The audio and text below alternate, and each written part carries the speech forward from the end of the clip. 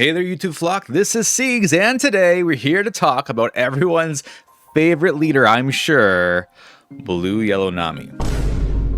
Don't you just love playing against Nami and all them triggers? Thriller slop! Yeah, well, you may be wondering, Siegs, isn't it a bit late to be doing a Blue Yellow Nami video? Short answer, yes.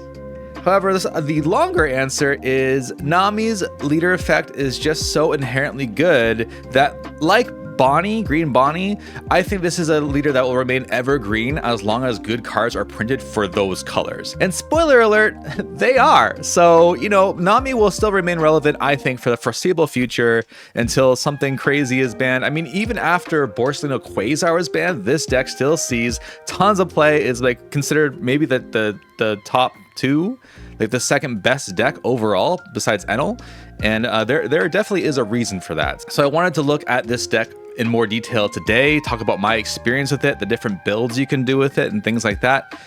This is by no means a professional guide. I am not a professional. My only real qualifications about this deck is getting second place in a flagship and getting second place in the regional qualifiers for Tokyo. So I actually will be in the regional area qualifiers for Tokyo this year, which is in a couple months, I think. I'm not really sure what I'm going to be playing yet, but I did manage to also secure my spot into that using Nami. So even a player of my ability is able to do well with Nami. So that means you probably can too. But just don't consider this guide to be something that's like, oh, this is the end all be all of how to play Nami. It really isn't. But the trade-off is that it's free. It only costs your views and hopefully your subscription. We're trying to get to 1,000 subs as soon as possible. We're about 80, 90 subs away. So your sub and your support means a lot for me in growing this channel. So yoroshiku onegaishimasu. Please, thank you in advance. Please consider subscribing. So a lot of people consider Nami to be a very straightforward deck. It always does the same thing every single time, but I beg to differ. Nami is one of the only decks that I know of that basically every single deck list I see is different. Like very slightly different in what tech cards they play, the numbers they play, in the entire builds they play. Nami has a way of playing basically Good Stuff Nami, Sorajima Sky Island Nami, or Thriller Bark Nami, and mix and matching decks that go between all of these archetypes, considering like they add some Sky Island cards like the Zoro or the Luffy, but still keep it Thriller Bark, or all the good things Luffy, or all the good things Nami, but they also play, that Sky Island Luffy or Zoro, for example. So there's so many ways to play Nami, so I thought we definitely need to take a bit of a look at this. If you're considering starting out with Nami, this is a good place to just get started and see the different kinds of decks you can play, what all the different cards can do, and see what your preferred play style of Nami would be. So let's get into it. All right, so taking a look at Nami here, just looking at her leader effect to start in case people really don't know where to get started with this leader. This says once per turn during your turn, this effect can be activated when a card is removed from your or your opponent's life cards. If you have 7 or less cards in your hand, draw 1 card. So of course this can be activated when your opponent takes a life when you attack their life, or by trashing your own life and gaining life via the Robin effect, or trashing your life to do to KO a character, such as with Zeus, the Zeus card. Or even the Sky Island Robin, which you add a card from your life to your hand, put a card from your deck to your life, and then play a Sorajima card from your hand, a Sky Island card from your hand. All of these actually activate leader effect via your own life rather than your opponent. So it is a pretty versatile effect that allows you to pretty much always draw cards. Then, what makes this card really devastating, Dawn times 1 on your opponent's attack once per turn. You may trash 1 card from your hand. Any card will do. This leader gains plus 2,000 power for this turn, the entire turn. So your leader becomes a 7k leader on your opponent's turn, which is very devastating for a lot of decks. It's such a generically powerful deck or leader effect, similar to Bonnie, where this will basically always be good, unless like your opponent's only playing giant characters. And even then it can help you early game. So I think a leader effect like Nami's is so generically good that this leader will remain good for a long time, as long as there are good cards printed for yellow or blue, which of course, recently with yellow, there definitely is. So some general information about Nami. So again, as mentioned earlier, it's a 7k leader that stops most aggro decks and go wide decks. Generically good leader effect that makes this leader good with a variety of lists and options similar to Green Bonnie. So Green Bonnie also was a similar deck that just played a lot of different kinds of builds. There wasn't really a set 50 card list that everybody was playing, and this is very similar to that, where there's so many different builds of Nami. Like I'll just go on the screen now and look at all these different builds of Nami. These are just builds that are over the last 5 days. You'll notice that none of them are the same. It's kind of crazy. So this deck allows you to have a lot of personality, a lot of your own tech choices, depending on what you're playing against, what the meta is like, what your own personal playstyle is, which I think is very cool and kind of rare for a lot of leaders. This deck can have a lot of possible triggers to go wide yourself, but with really small bodies, and you can be unlucky. So as mentioned, in the Thriller Bark version of this deck, you can trigger a lot of bodies. They're all 5k. So you can kind of become similar to Boa in that sense, where you can have a lot of triggered bodies, but they're all quite small. Most of your core cards have on KO effects, making it annoying for your opponent to deal with, except for Lucy, which can of course just remove these things for generally free. So with your leader being 7k, a lot of opponents will be more incentivized to attack into your board, because your board is either going to be smaller than your leader or the same. And generally it's better to remove board than to give your opponent a life card. So because of that, a lot of cards are built for Nami with nice on KO effects to kind of mitigate this. Like if they go for your board, you get some kind of benefit to yourself. If you end up playing Sky Island, this is not...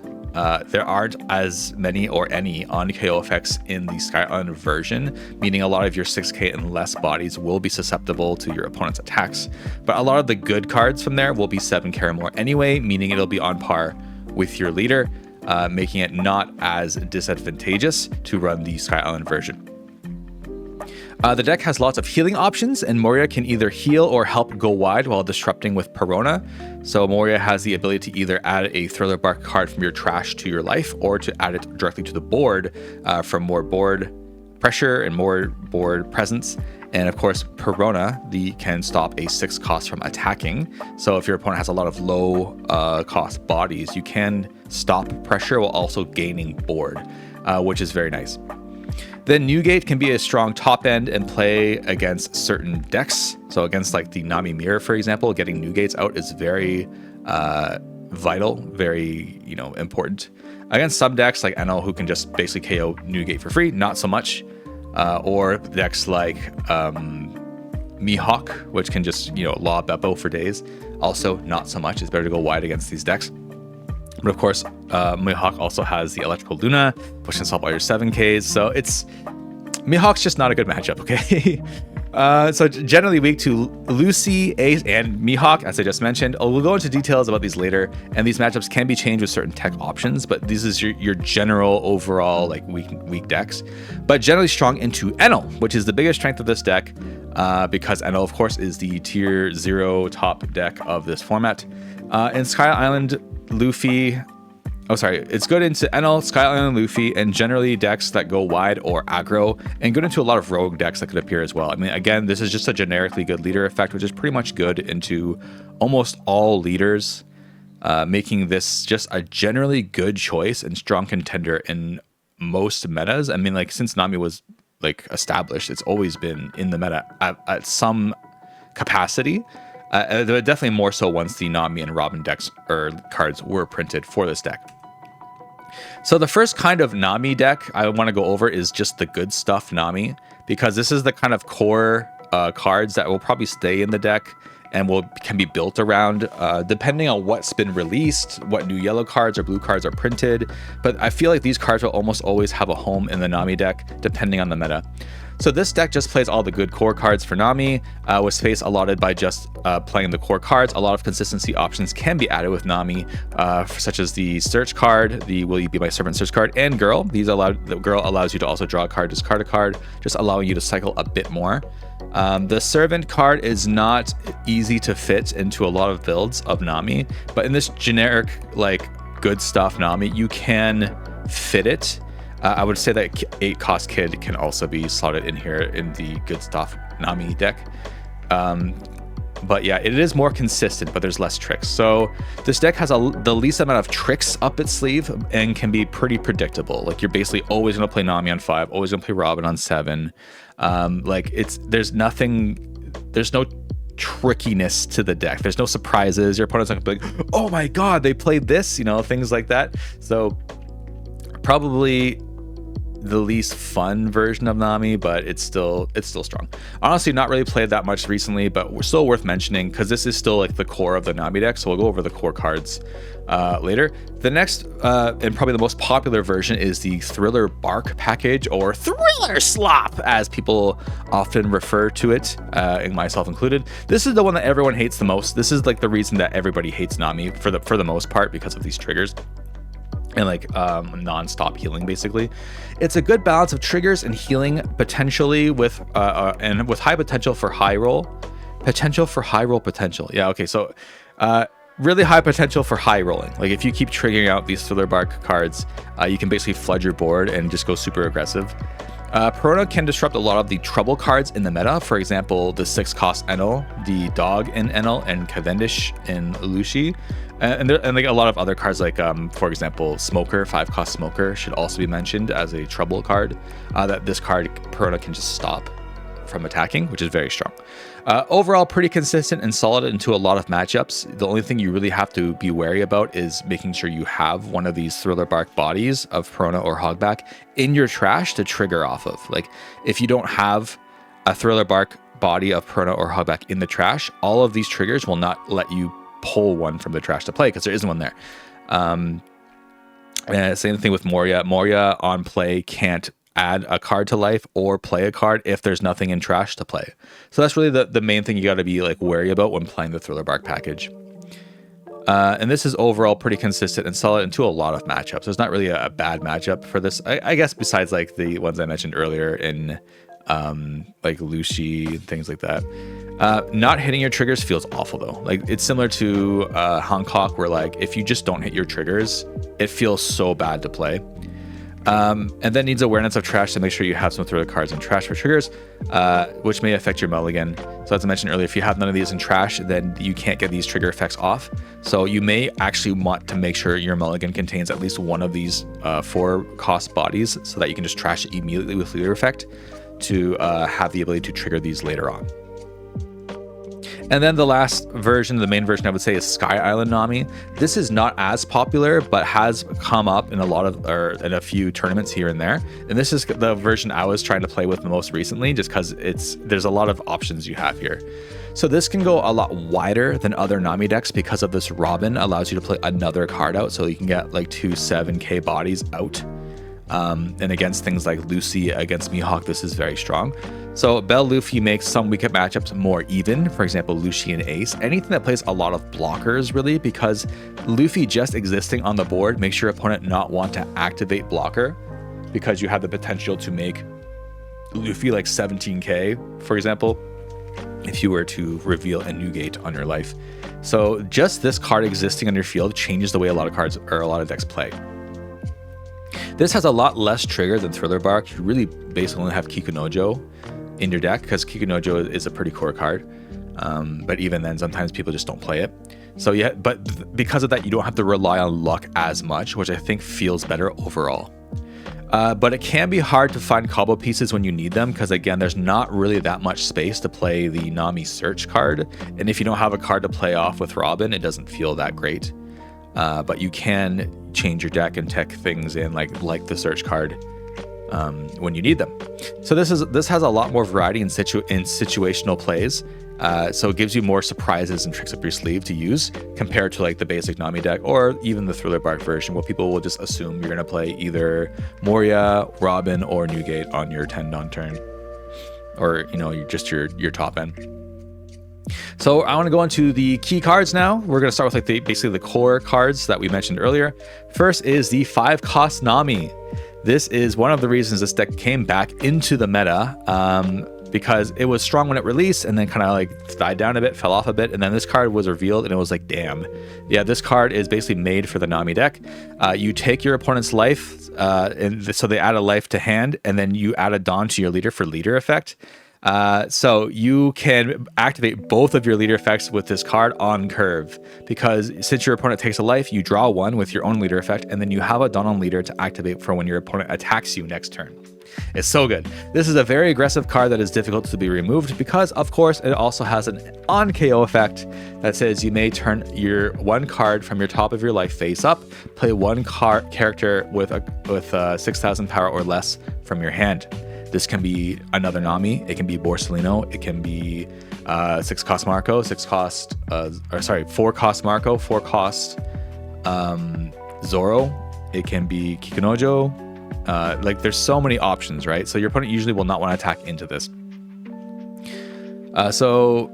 As I mentioned, yeah, be sure to leave a card in your hand that can be used with this. For example, Marco, Borso, another Nami, Kikunojo, etc. It has anti-synergy with 5 cost Wiper for Sky Island builds because Wiper's effect requires you to also flip a card face up. So if a card is already face up, you cannot use the on KO effect of Nami. So please be aware of that, because that has cost me sometimes in some games. Can be used to also remove a planted trigger from other yellow decks. So, for example, Boa Hancock used to always plant triggers with the Nyomba or Hiyori. And then you were able to just play Nami, and then they would just put that card back to hand. This will come into effect again as more decks play the new 8 cost Blackbeard, which allows you to look at top 3 and choose one to put on top of your life. So it's a pseudo way of planting a trigger that you want. They will pretty much always have a desirable trigger. You can just make that go back to hand with this effect, which is very, very strong. It can be comboed with the 5 cost Vivi. So we have the 5 cost Vivi down here, and Vivi allows you to play another 5 cost Alabaster card or Straw Hat card. So of course Nami is the Straw Hat. You can play Vivi to play Nami. You can also play Vivi to play the 5 cost Sky Island Luffy, which we'll talk about later. Which is a pretty strong combo because then you have a free blocker essentially. It costs you a card, but because you're also drawing a card by activating leader effect, using Nami's effect to make them take a life, you basically even that out, which is very strong. Then 7 cost Robin, another reason that this deck came back into meta, another card that was basically made for this deck. You gain a life and draw a card with leader effect, because Robin says you may trash one card from the top of your life cards, which that by itself activates your leader effect to draw a card.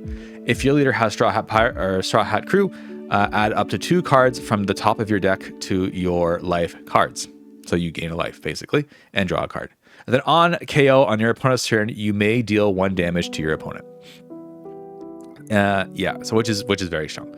So it's hard to remove without your opponent slapping themselves in the face. And the only effect other than a direct attack that can win you the game on KO if your opponent is at 0 life cards. This is damage. They don't take a life, they take a damage, which means they will lose the game if they are at 0 life and they KO this card. You can also remove a face-up card with effects like Nami or Wiper so they can be used again. So as mentioned earlier, if Wiper puts a card face-up, your Nami no longer can use her on KO effect. But if you use Robin, you trash that top card anyway, and you add 2. So basically, you will be able to reset the ability to use that effect, which can be strong if you play like Wiper last turn or something. Next, 4 cost Kikunojo. This is a classic yellow trigger card. It's pretty much used in almost all yellow decks. Can be played on 4 Dawn as well as a good option, because you're pretty much going to get your opponent to 3 life pretty quickly anyway, because you also have that 5 cost Nami, for example, or you just attack their face. It can be tossed with leader effect as a brick if you don't need it, and can be revived with Moria trigger. Moria trigger revives any 4 cost, this included. It's a generally good card. Not much more to say about that. You guys probably already know Kikunojo. 2 cost Girl. This is the best 2-drop post Quasar nerf, because the best 2-drop could have been considered Hiyori, because you can plant the Quasar. But on 2 Dawn, starting the game, this is the best 2-drop we have currently. Always put the Dawn on leader for use of leader effect on even curve, which feels really good for when going second. So as mentioned earlier, if you're just going to drop this Kikunojo on 4 Dawn, on your 4 Dawn turn, you don't have a Dawn for leader effect, but with Girl on the board, you always will, which is really good. You can cycle a card for more consistency early game, and an extra Dawn every turn adds up over the game more than you think. You're adding a Dawn every single turn, which is an extra counter you're demanding from your opponent every single turn. Which, like, for this 2 cost card, after like 2 turns, basically pays for itself. Very, very good. But it's been removed in a lot of decks recently due to L-Thor and Enel, which can just KO a 3000 power or less character for nothing, basically. You just play that card and it just dies. Or they can play Mamata Gun, rest it, attack, and do it. Like, there's so many ways to remove Grill right now, specifically in Enel, that makes a lot of decks kind of remove this recently, unfortunately. But this is a very, very good card. Then 5-cost Borsa. It's 5-cost Borsa. It's super good for survival late game alongside a Zoro or a Marco, because that's 9 total Dawn. You can still put a Dawn on leader. You can play 2 if you want. If you also have Girl, so you can just play 2 for 10 Dawn and then put a Dawn on leader anyway, so you can still have leader effect. It's just the most broken yellow card. Even after Quasar, this card is still just busted.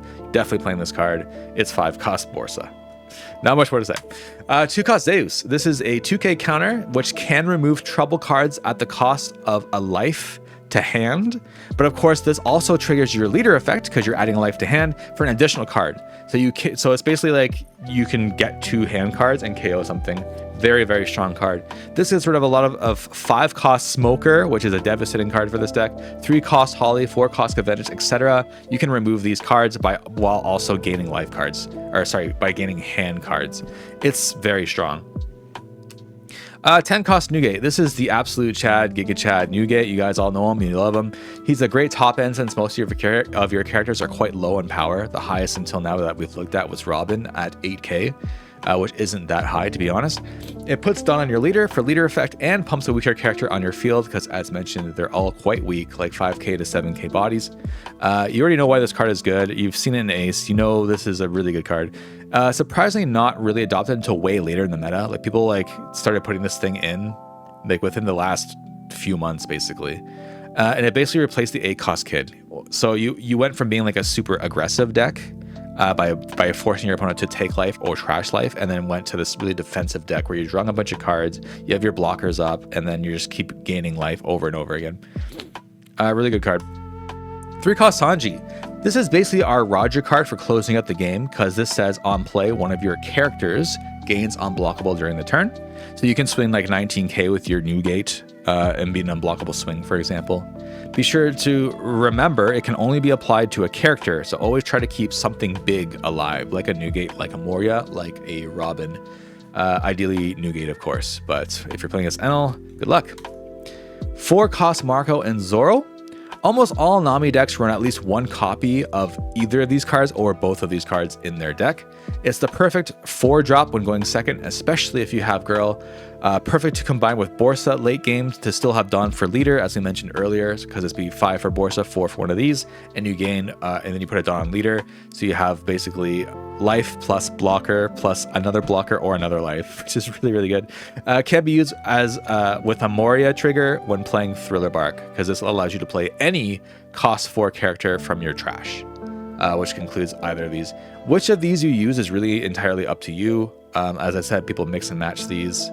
So one's not inherently stronger than the other. I mean, if your opponent's swinging giant swings, maybe Marco can be better, because you just block one of those swings entirely.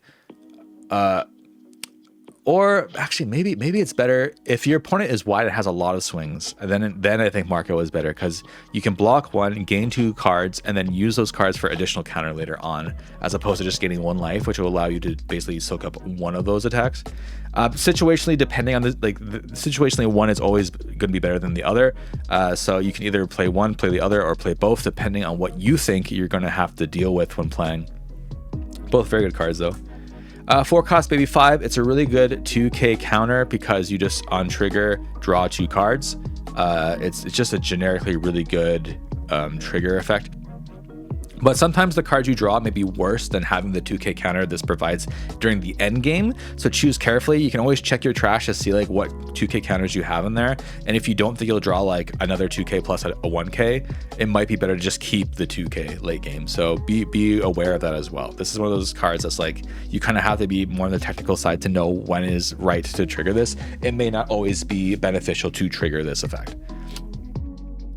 Then the 1-cost Will You Be My Servant card. It searches all the things except for Nugate, basically. But usually there's no room in most decks to play this, actually, because you're stuffing so many things into the deck. But this can increase your consistency if you feel like you don't have consistency. And of course, the trigger just gives you the activate main, which is very, very strong. A super good early card, but late game, it's a brick. So late game, there are a lot of bricks in this deck. You can only toss one brick with your leader effect. And if you just happen to draw this or something, like, it just doesn't feel good sometimes late game, especially if you have no room to play it late game. So just be aware of that. So going into Thriller Bark. For Thriller Bark, get bored from trigger similar to Boa, but must trash Hogback or Perna early for this to be effective. So again, if you don't have either of these in the trash, a trigger will not grant you the card. So please be aware of that. You have more heal options in a great top end with Moria, because you can either add a card to life or to board. Best trigger card in the deck with Moria. Again, just getting any 4 costs from your trash onto the field, very strong, especially with the Zoro or Marco, as we mentioned before. And the ability to stun mid-range characters with Perona. For example, as we mentioned before, the Enel, the Cavendish, the Dog, the Smoker. And you get a sticky character with Hogback, because Hogback, when Hogback is KO'd, also plays a 4-cost character from your trash, which is never beneficial for the opponent, so they'll almost never swing into Hogback, which is, again, very strong. You have a sticky character on board.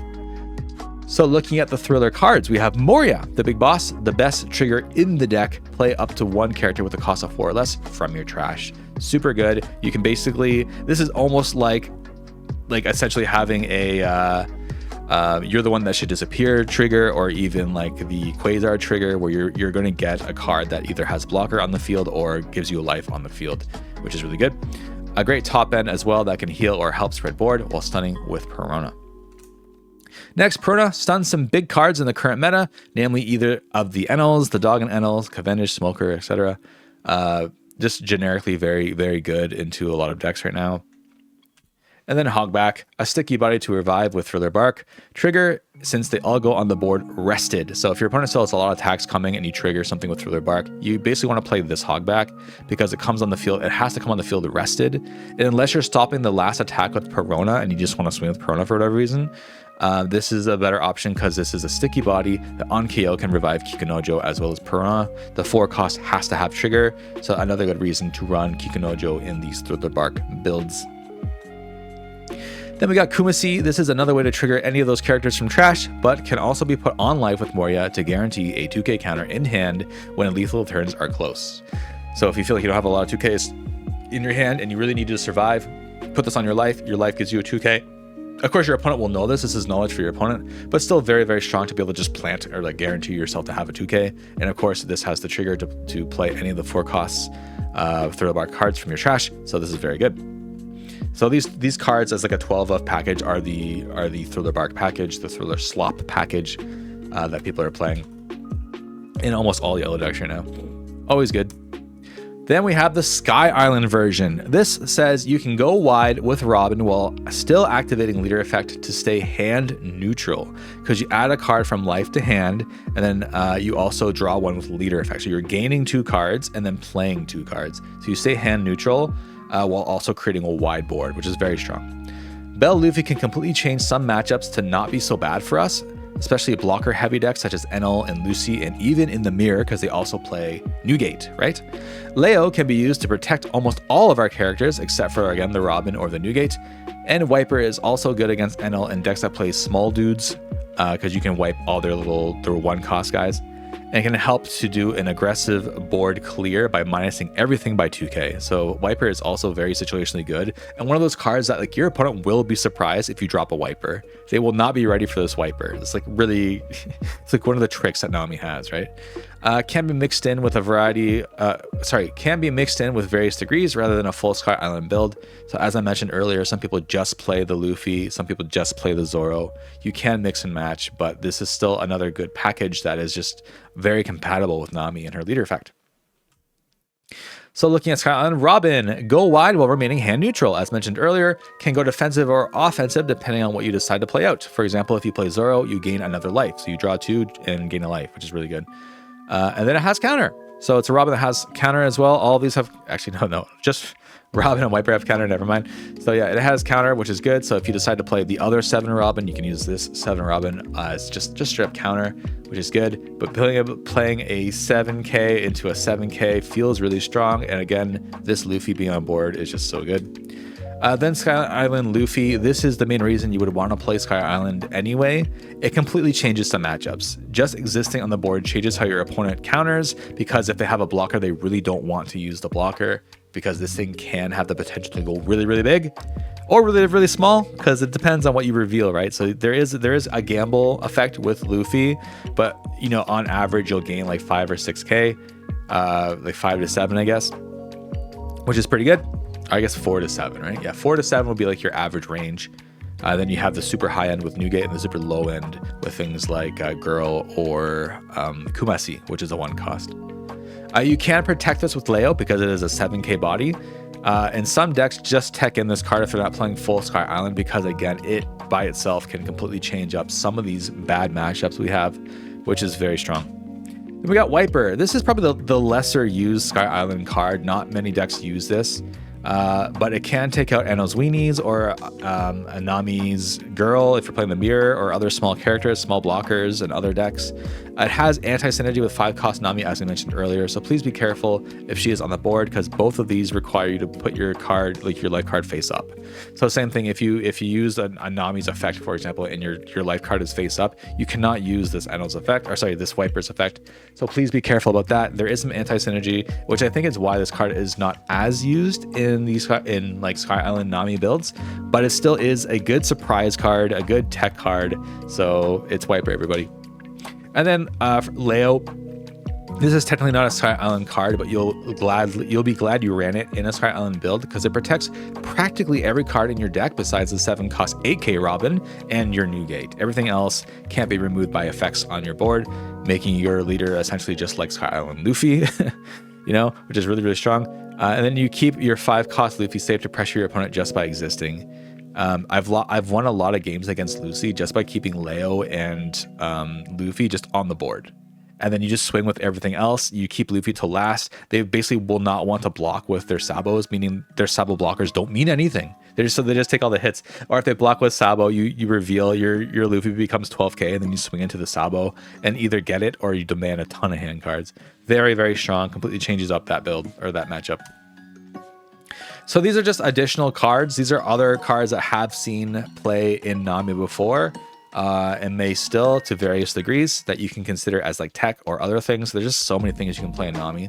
So one is 8 cost Kid. People used to play this before they played Newgate. It's a hyper aggressive card because you trash your opponent's life, and you can cycle to try to find your win cons. You have less survivability though, and usually requires Sanji or some other unblockable card to close out the game fast enough for you to not die, because again, you're not gaining life, you're just losing your opponent's life. It's really good to combo with the 5 cost Nami though, so like if you're just swinging, you bring them to 2 with like the 5 cost Nami, then you bring the 1 with this. The issue is they will basically never give you that last 1 life, so you have to play like 2 kids in a row and then try to like plow into it with Sanji, because they'll probably have blockers up. So it's a lot harder to play this now, because there's so many ways around this now, especially against other yellow decks that have other ways to revive themselves. So not used as much, but still a very strong option is Kid. And this maybe will come back in the future depending on what the meta is, right? Like all of these are meta calls as well. Then 5 cost Nami, or sorry, 5 cost Nami, 5 cost Vivi.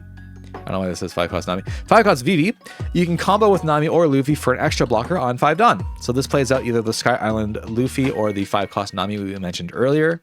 It can help with survivability, but you will lose hand cards because you're playing, of course, this body, but it's a free blocker, which is nice. It's not super great in the mirror since you basically make a wide board of small guys yourself, which is what Nami is actually strong against. So I learned this the hard way when trying to do this in a flagship, where I played 5 cost Vivi into Nami and then 5 cost Vivi into Luffy on my 7 Dawn turn, and then my opponent basically just used leader effect, and this was very easy to counter all these cards. So not great, and it's not as consistent because you can't really, unless you can fit in the search card, which is hard to do, you can't really guarantee that you'll have the 5 cost Vivi and 5 cost Nami or Luffy when you need them on 5 Dawn. But it's still a pretty strong option. Then 6 cost Rayleigh. It has a very good trigger.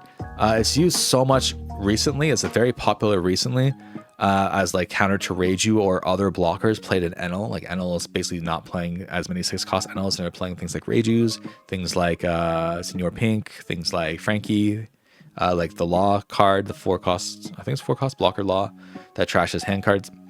I personally don't use this, but it is super popular and there's a reason for it. So just be aware that this card is very good right now in Nami. Then Golden Rifle. Its main effect still works with Nami. So this says if your leader is Straw Hat effect or Straw Hat crew type, you can trash one card from the top of your life and then add one card from the top of your deck to your life and then trash one card from your hand. Of course, this was built for Sky Island Luffy, but Nami is still Straw Hat Pirate, so you can use this. So at 0 life, you can trash a card to gain a life. And I get asked about this a lot. This trash a card from your top of your life is not in bold, meaning this is not mandatory for the effect. You just have to do it if you have a life. But if you have 0 life, then you just focus on this part. So add a card from the top of your deck to the top of your life and trash a card from your hand. Okay. So main effect still works with Nami. It is a 4K counter card, which is always nice for 1 Dawn anyway, but only for your leader. If using Sky Luffy, you can recover life at 0 life in order to use Luffy's effect. So there have been a few games where I've gone to 0 life while still having Sky Island Luffy on the board, which of course Sky Island Luffy can't activate the effect if there's no life. So you can use this to basically get a life with 1 Dawn and then turn Luffy's effect back on again, meaning the game changes, like turns around again. So just be aware that with 0 life, Luffy can't get his effect, and this is a really cheap and easy way to recover 1 life to go for a game if you need to with that Sky Island Luffy. Another option is Warawa Kawaii, You'll Frighten Me card. An unexpected, amazing counter card that can save games. Nobody expects this card. Trigger can be used to play Kikunojo, which says you can play 1 card with 6,000 power or less and a trigger from your hand, which again is Kikunojo. There's a lot of cards that can trigger Kikunojo in this deck, which is why it's such a staple card. But like, people really don't expect this to come out. So if your opponent's playing a bunch of giant bodies and then they swing with one of their small guys, you just rest one of their big guys. Or I mean, it just can't attack. And you can basically just win the game from that because your opponent's just not expecting this, right? So very awesome tech, not so played. Nobody's going to expect this. So you can really surprise your opponents with this. Another option, Kuma. Isn't it crazy how this is just a rare option now? Like, not many people are playing Kumas in their decks. But Kuma is still super good. You can recover life, and it's annoying to remove with another on KO effect, which Nami is very good at running. It has counter as well, of course. And if you use it with Girl on your 6th Dawn turn, you can still use leader effect going on that even curve. It's also good when not using 5 Nami because you want to starve your opponent. So if you're playing against a deck like Mihawk, where sometimes it's better to starve them and then really just swing into their big bodies, and you don't want them to take a life, you instead of playing Nami on your 6th Dawn turn, you can just play Kuma instead, so they don't get life, right? They don't get those life cards. So another really good option still. I mean, Kuma is still very strong. I think it's just crazy that this has now just become like a meh option in a lot of yellow decks when it was like the absolute staple in all yellow decks. And then whatever you want. Nami is a very versatile deck. New additions to yellow will likely find a home here as power creep continues. For example, the 8-cost Teach. This card is just another super busted yellow card. That's, again, just a generic yellow card that was announced. This says you can look at the top 3 cards from your deck, choose 1 card and add it to the top of your life, and then put the rest at the bottom of your deck in any order you want. So you can basically plant a trigger of your choice among the 3 cards on the top of your deck, which is super good. It has a trigger that says one of your characters for the rest of the turn has no effect, and then you can KO one of your opponent's characters with a cost of 5 or less. Which again is just such a busted trigger. It's just such a good trigger, right? So like another super good busted 8-cost trigger, like yellow card, like similar to Moria, but this doesn't require any of the Blackbeard Pirates to play. It's just a generically good yellow card, which I guarantee you will find a home in Nami. So this is just another reason why Nami? Why are you making a Nami like video now? Well, we got Teach here. Of course, Teach itself is also going to be a good deck, but I still think Nami will be competitive. It's crazy. So that's all the yapping I have to do with Nami for now. I think it's better to see all this stuff happen in real time. So I do have a bunch of games recorded using both the Thriller Bark version of Nami and the Sky Island version of Nami. I think some also use the VV. So you can kind of see how these different decks play, what they're good against, how they roll, things like that. You, of course, don't have to watch the gameplay if you don't want to, but if you really are not sure how this deck is supposed to be run or be played, I highly suggest also watching some of these games just to get an idea of how these decks will run and the differences and strengths of each one. So without further ado, let's get into some of those games. Stream, and it's been so fun. It's been so fun. We will keep this, I think, because we have this. Oh, but we don't have a way to get rid of the damn dog, so maybe we can't keep this. Maybe we actually have to mulligan. Okay, now we have Zeus, which is good, and we still have Grow, which is also good. And then we also have a second. Okay, so it was really good to mulligan there. But yeah, Silk Song's been great. I don't know if you've played that or Hollow Knight before, but it's just been like so refreshing to just enjoy a game again. It's been refreshing to enjoy a game again.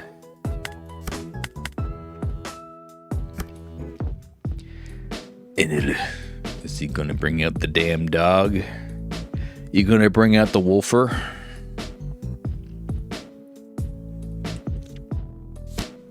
Oh, he is not. That's fine. We still have Zoro.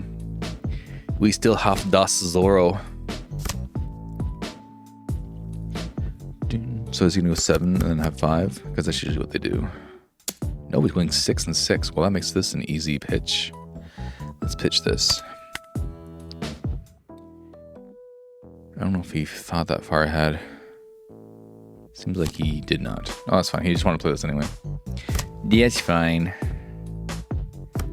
Do we have a sort of... We don't really have a partner Sorajima with this, which is kind of why I didn't really have less Sorajima, but I think we can actually just get rid of the Borsalino here. Yeah, because I don't think we'll need this for the foreseeable future.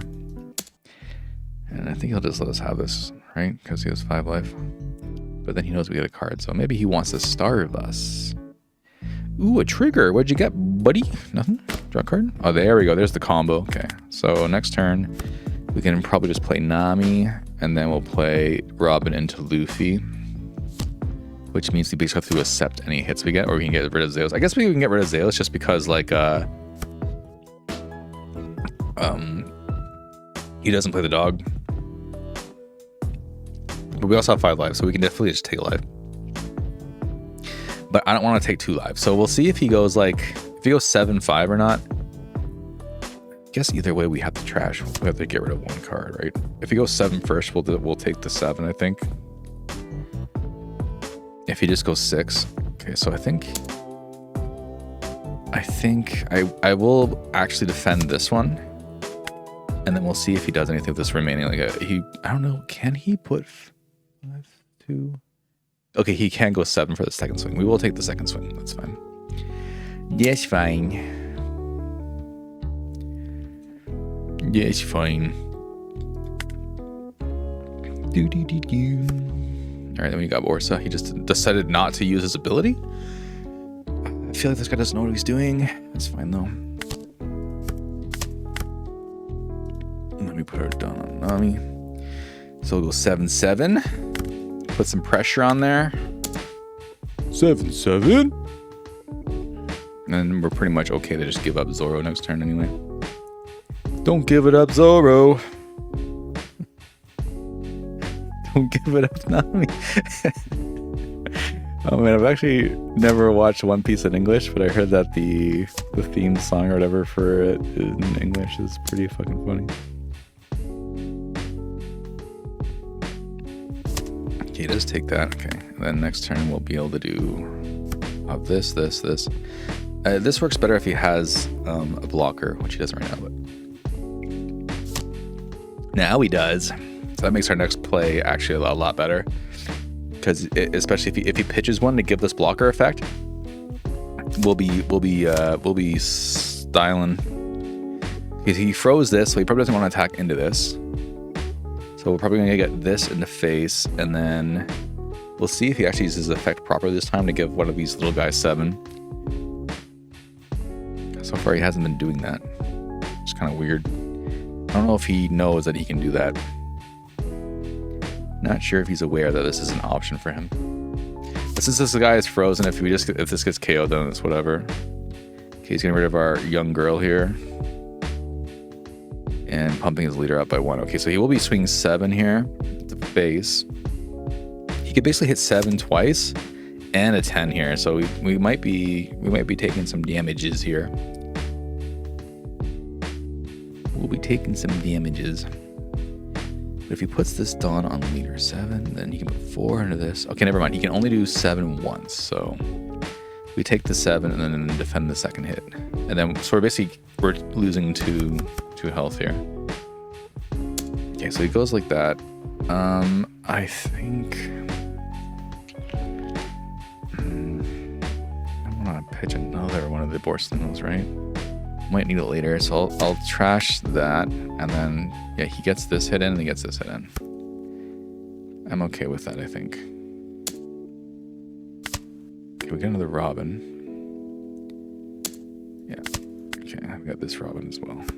He did not use this effect, so I guess the Luffy is not as effective. So we could also just put down this Robin, but maybe we don't need to do that yet. So I think we will still do this, because we also get a hand card by doing this. And then we can put this here. So we can swing here. And I think we might just keep this up. We might just keep this active in this case.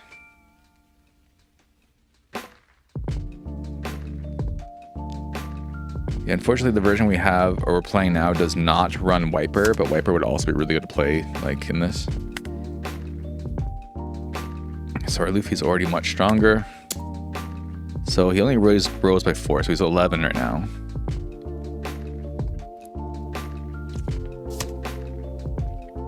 Okay, never mind, he's much higher. Which means we can take out this this Penel now. I don't know if he really thought that through. Not sure if he really thought that through.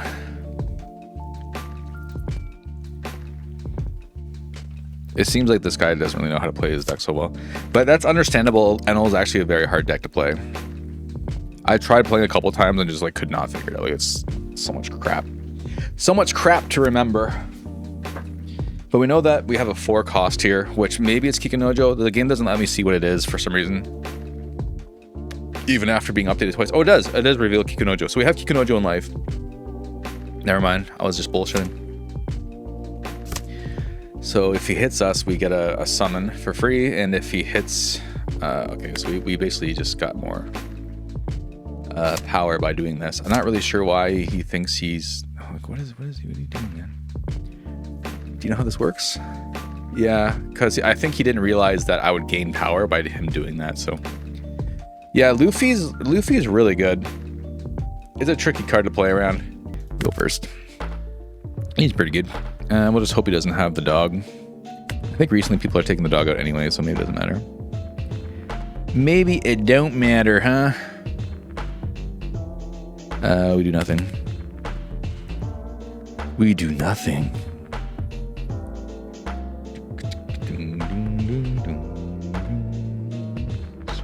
RSVP.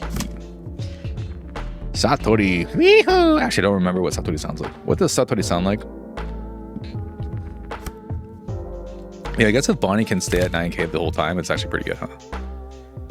We'll trash this. Put that on here. Put this on here. Can you attach the Dawn? Thanks. A card. Okay, we still don't have a way to get rid of dog. That's kind of bad. The good news is this is Satori and it's not home. Can you play a Zoro deck? You can sub or donate 5 to choose my deck for a game if you want. But I'm currently practicing for my flagship on Wednesday. So this is why we're playing this deck. And I also have just never played Zoro before. Do you mean the green one? Green Zoro. Oh, he increased the cost. That's pretty interesting, but it's still only 5. So even if we had Zeus, we could still knock out this thing with Zeus.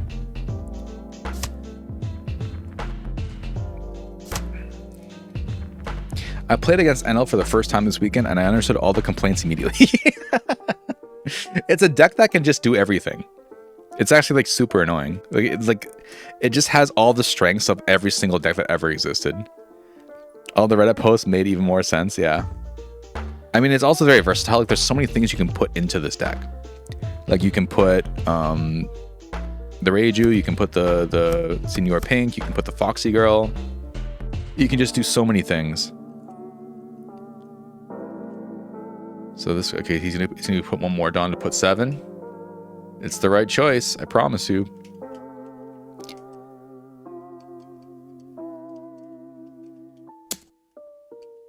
Oh, I see. So he's doing this first. So that means we have to defend it at least one time. Yeah, okay. And then he's gonna do this again and then swing another. And then we can get rid of, actually, do we want to? Because we have this as well, which is a very good combo to have. I think he wants to play an Ohm though. I think that's he's thinking about whether or not he wants to use the last non. Hey, thanks. I hope you're doing well. Haven't played One Piece in a while because the meta just ruined it for me. Yellow is gross. I agree. Yellow makes everybody want to puke. Everybody wants to throw up severely. We couldn't find a Zeus, so we're just gonna try and just pressure, I guess. But I think we can defend this dog hit, so I guess it's okay. And then if he goes for this play again without doing anything like of value, then we can maybe capitalize on that. But yeah, I agree. Yellow's pretty gross. And by yellow, it's basically just Nami, I think. What else is like? There's not really much other yellow, right? There's like Sotojima Luffy kind of. Yellow is very good for just putting your feet up and beating people. I feel like. I mean, it still loses severely to certain decks. Like this deck against Lucy is almost like you can't. Actually, sorry, I take that back. This version of Nami has a chance against Lucy because you have Leo and you have this Luffy. So blocking is less appealing for them.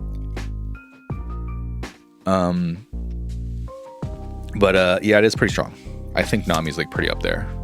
Like I know it's the top deck, but Nami beats Eno, generally speaking.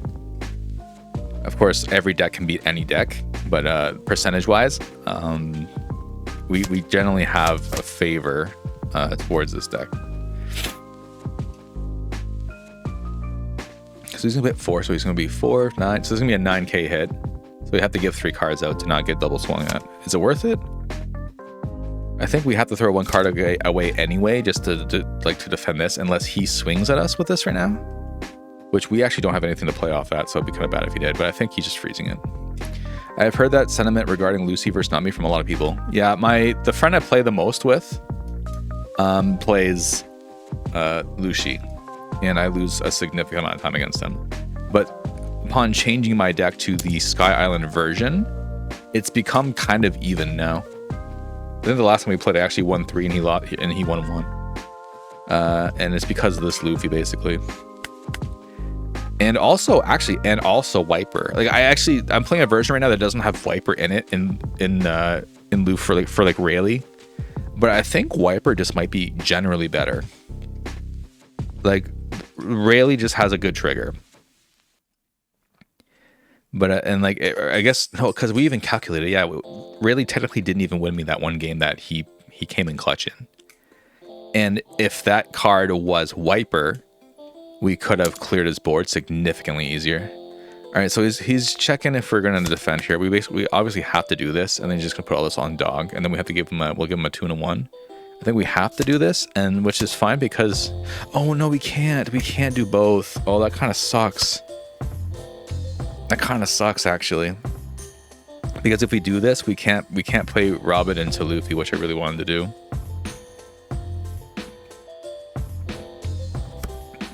We just have to play Robin instead, basically. Or we could just play Luffy by himself, so just so we can get rid of dog. Oh wait, this is 10. Never mind, we can't even defend this if you wanted to.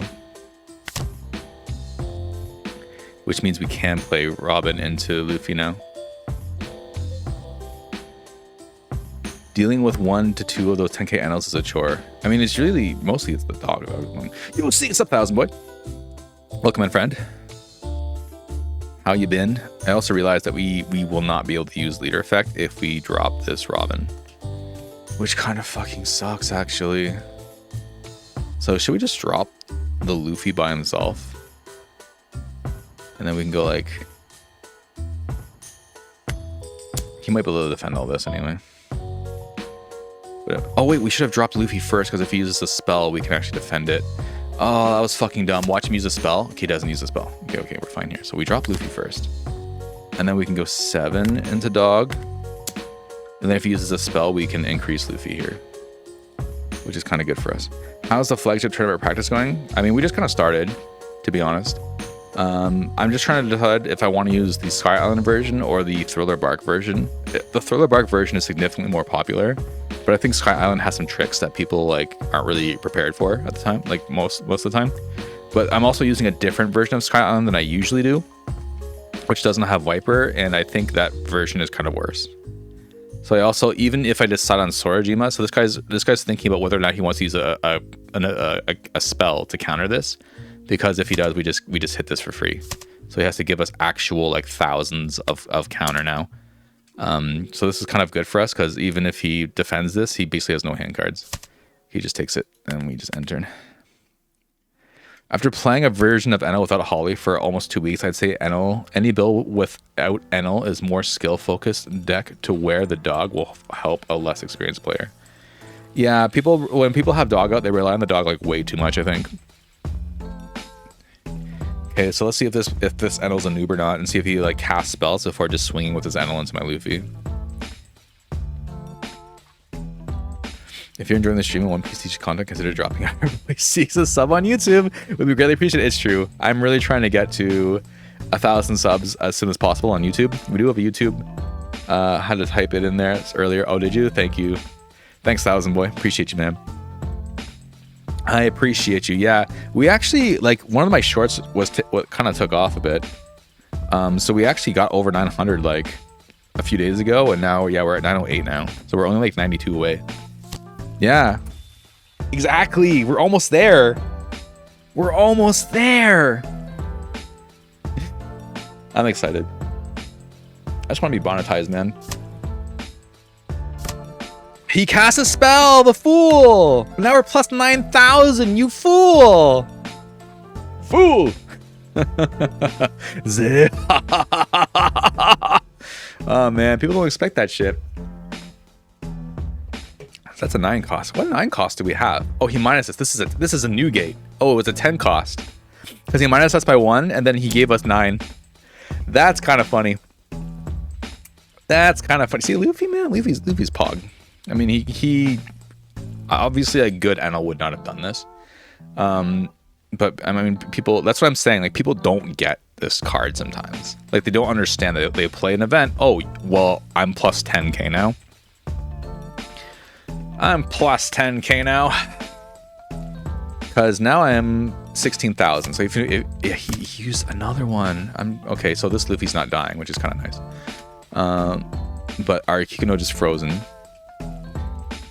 Next turn we can play. I guess we'll just play Robin. We'll just end up playing Robin here. Because he's probably going to swing into our life with this guy. So we'll just recover health, and then we'll drop Newgate on the following turn. And then if he gets this guy blocker, then it makes this Luffy more dangerous. But yeah, man, Enel deck can just do anything it wants. It's kind of insane. Yeah. Enel dick. Unfortunately, we have nothing to play off Nami, but he doesn't know that. When you say fool, it reminds you. That's exactly what I'm saying. Oh my god, you actually knew the reference. You actually know the reference. Man, nobody knows the reference. Oh man, I even forgot the reference. I always said that like through my entire life after watching Soul Eater. This stupid little cane. You get it, man. You know. I read the manga a bit more. Did I read it? I bought the entire series. I remember this. I remember after watching it and coming to Japan, I bought the entire series at Book Off. With the expectation of using it for practicing kanji, or like practicing my Japanese. And I never really read it. Our Lord and Savior Excalibur. Guy was a pog champ. Dude, this guy just keeps casting fucking spells. Like, did he cast 3 of these in his turn? No, he cast only 2. Okay, but he froze our entire board. Good for him. So his 5 is a 7. Okay, we just defend this again, and then yeah, you can swing at us with your 10k here to take the damage. Soul Eater is one of my top 10 animes. top 10. I'll be honest, I kind of forget most of Soul Eater. So I couldn't really say I agree with that or not. But I remember when I watched it, I was really into it. I thought he was annoying when I watched it when I was younger, but rewatching it, dude, Excalibur's awesome. Remember Black Star being a badass? Black Star. Who's Black Star? Black Star comes on later. That's the ninja guy? Okay, he gave himself blocker because it's actually kind of good for us. The blue-haired guy. Man, it's been a long time, boys. Okay, so this is kind of good. So all we can do here, we can actually just do this and swing. And if he blocks it, we just gain. Man, does this guy not know what I'm doing? Okay, so now we have 13. So we can swing into this guy. And then if he uses spells to defend, we just kill it. Everything else, that was, I think that's what his name was, right? I actually do not remember. I'm so sorry. The anime is fantastic, but the ending was kind of underwhelming. I also don't remember. Like, this was like 15 years ago for me. So I actually don't remember. I'm sorry. Everything else is peak except when they cut some of the content with Mifune and Black Star. What that was in the manga. Was it sexual in nature? Was Mifune like the big booby girl? I don't remember any of this. Mifune.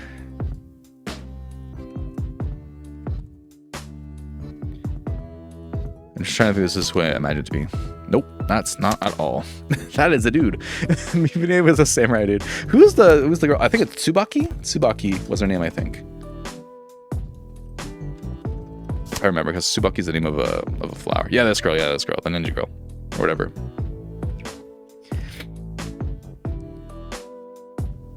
Tsubaki was a baddie. Yeah, I remember liking Tsubaki.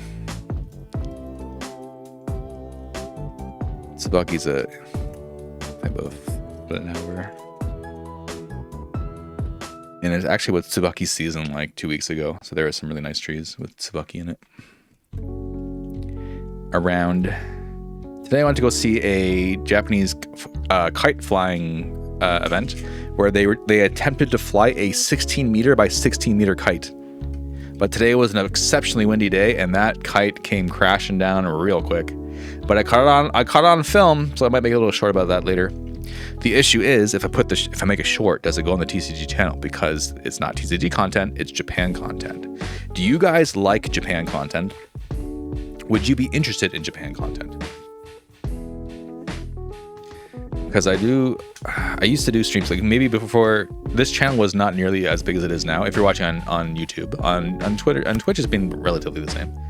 But we used to do like lots of IRL Japan streams of different events and like lots of other just Japan stuff. It was more like a Japan channel plus like indie game channel. Yeah, I knew that was coming. But since we started the TCG stuff, we never really did that afterwards. But I would like to do it again eventually. Ooh, look at that. Another game where we're just throwing away Rayleigh because it's doing Syllabus Rayleigh.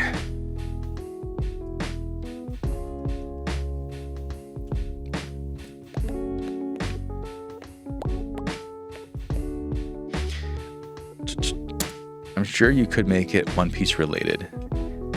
Not everything can be One Piece related, I think. But I think... correct me if I'm wrong, general fans of One Piece, I think, can also appreciate and have some interest, at least in Japan, and anime in general.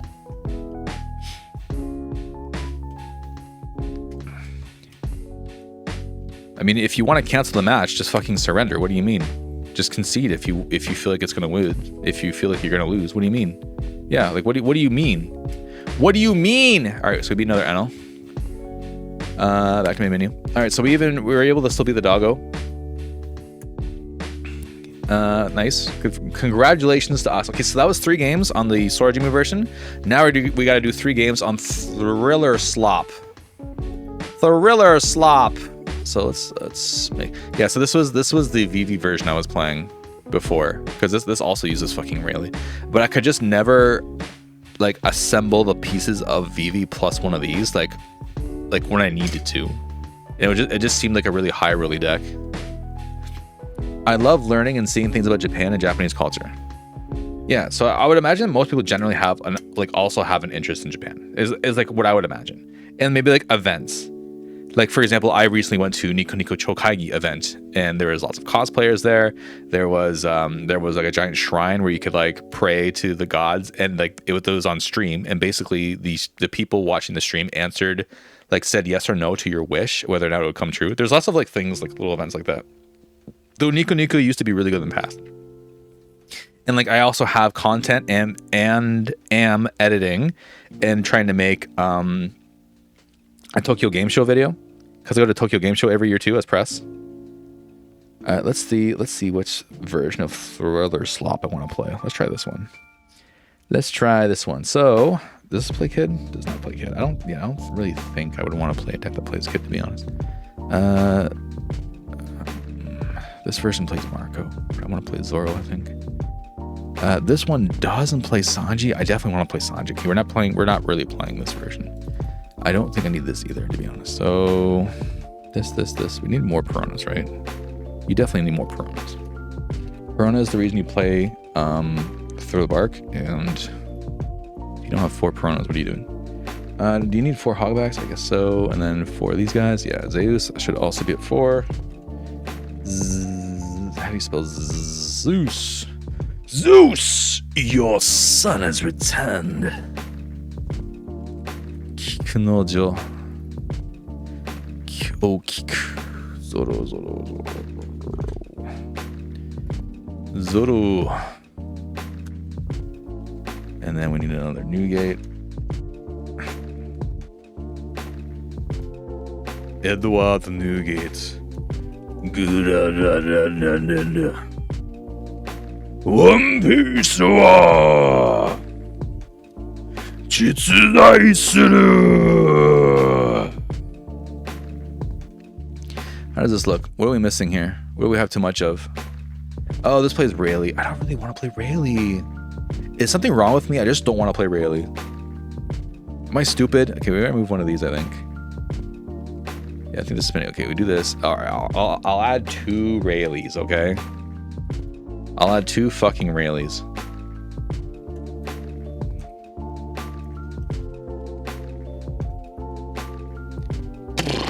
Add 1 or 2 Zoros. I'll add 1 Zoro. I run the OP11 Nami blocker, VV, Luffy, 5/7, EB Nami, and 4/6 Zoro, so I think it's because I have more targets. But what I mean is I can't find the VV in time. I run the OP11... Okay, you said... Sorry, it just sent twice. Yeah, so my issue is not finding those, it's finding... Wow, another fucking Enel. Wow, another Enel. Who would have thought? I think we'll keep this just because we have Young Girl, and we can go into this afterwards. Yeah, we'll keep it. I feel like you're gonna use him to dump him when attacked. It's true. A rare deck to see. Wow. Oh, that's funny. Okay, who thinks he has dog? Who votes? Who thinks he has dog? Who thinks dog's coming out? Raise your hand if you think you're gonna see dog. Raise your hand. Oh, he's playing Frankie. Interesting. He's playing an interesting version of this game, or of this deck. Thriller Slop.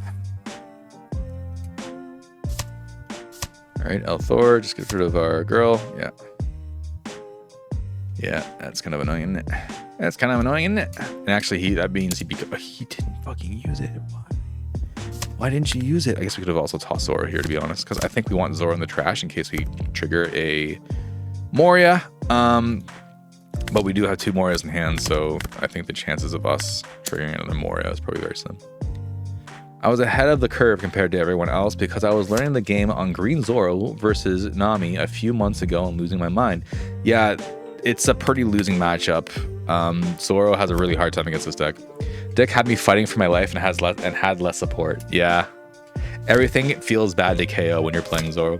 Correct, really is to help deal with Reiju due to she helps Eno win the Nami matchup. Frankie is good for the mirror. Oh, I see. Frankie is good for the mirror. Interesting. Okay, there's the dog. We found the dog, but we have Perona, so we can just play Perona this turn.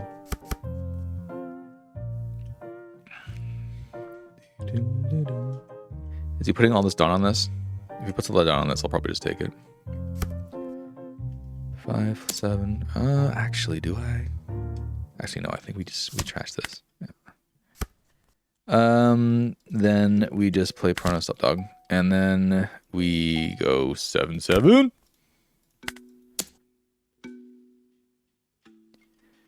And then next turn we'll have Geckomodia.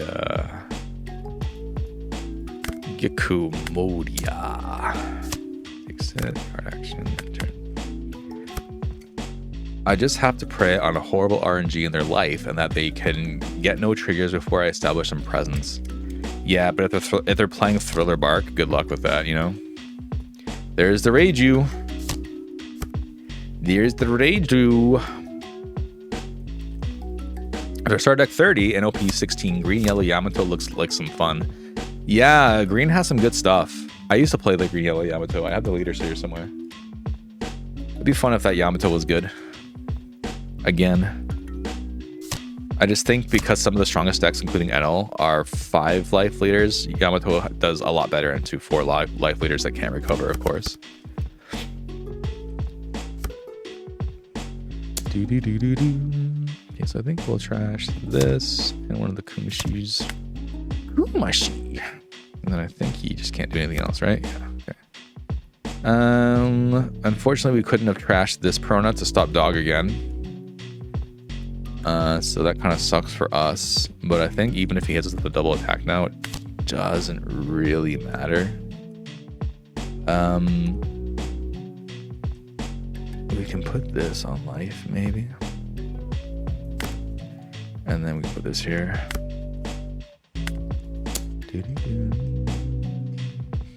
Probably should have actually put this. Okay, and then he wants to double attack with all these.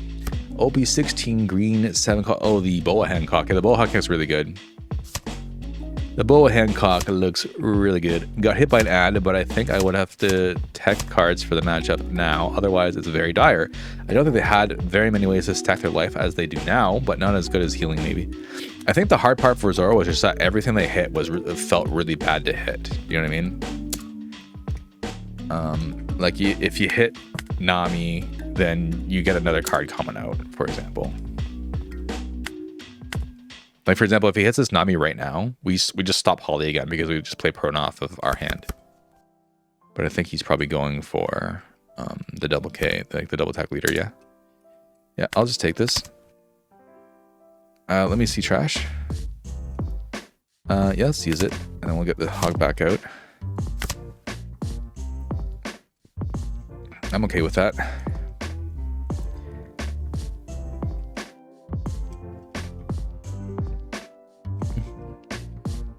And then with this, we can actually just trash this. Oh, fuck!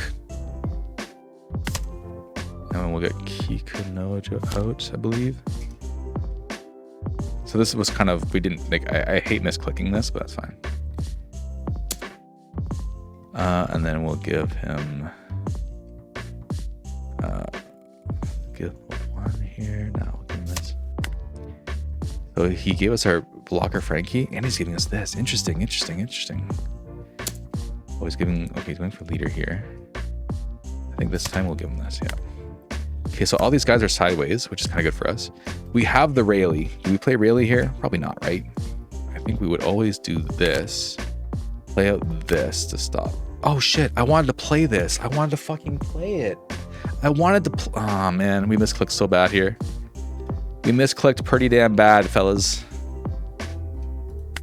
We misclicked pretty damn bad. That feels pretty bad, man. Feels pretty bad, man. And we basically just have to go for Holly here, unfortunately.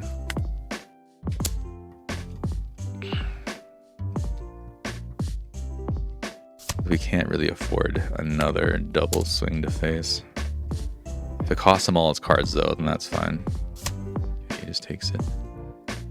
Okay, then we, I think we go for Frankie here. And then we can go for life here, I believe. takes it, which means we also get our leader effect. Oh, doesn't she increase her power all the time as well? Which one, Reiju?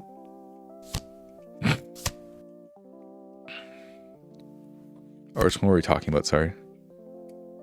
OP16 Jesus Burgess looking like great for Bella Betty. Yeah, that card looks good in almost every deck, I think. Looks pretty solid. Yeah, so you'll counter this out. We'll use the effect. We'll put out a Hogback. The Nami leader. She increases her power on her own turn, but it is for the full turn. Excuse me. Vadier, increasing your cost, but you're just playing with spells to grab cards, right? Yeah. Mamadagon. Okay, so I'm pretty sure this guy just didn't play Penel this entire game, and it's going to cost him the game, I think, because he attacked with this Reiju for some reason. So we're just going to kill this Reiju.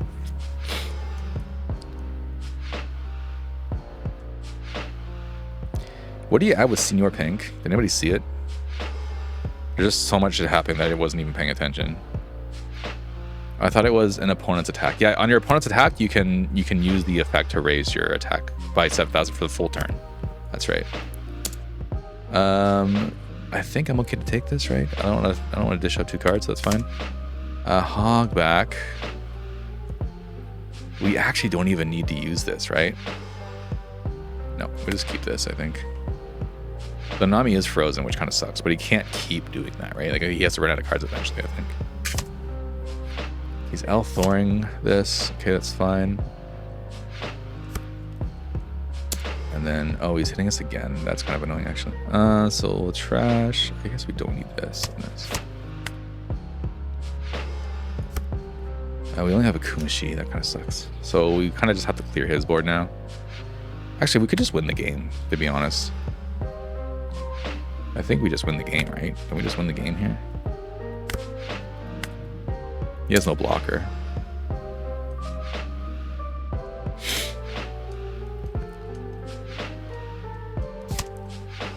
Put the Rayleigh just to trash him when attacked. I mean, that's what he's for, man.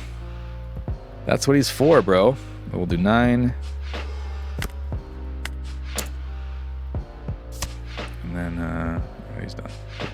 Didn't use Rayleigh, didn't use NL the entire game. See, these guys just want to focus on dog, man. Put the dog down. Just put him down, man. He is a free discard. I mean, like, even against Reiju, I just don't need him, really, right? Like, it's 6 Dawn to play the card. You know what you can do with 6 Dawn? On your 6 Dawn turn, you would rather just play this, I think. I don't know. Especially if you don't have Girl, which I didn't have Girl. So this was definitely, it would be a much better play to play a 5 cost that gives you a Dawn. You know? He was of use. I don't know, man. What do you guys think about Rayleigh?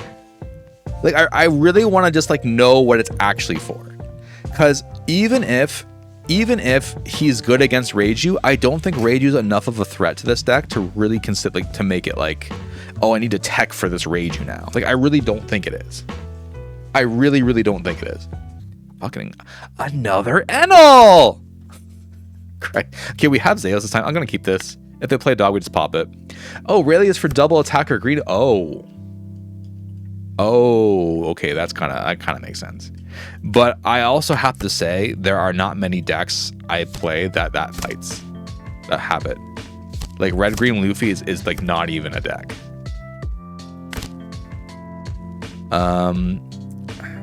I'll trash one of the new gates. I don't think I need to. Okay, so since he put 2 ohms out, I'm guessing he really wants to play the dog. So good thing we kept Zeus, so we can pop dog later. Because if he plays dog now, he won't have enough Dawn. Like, we'll be able to easily counter out of this this ohm swing.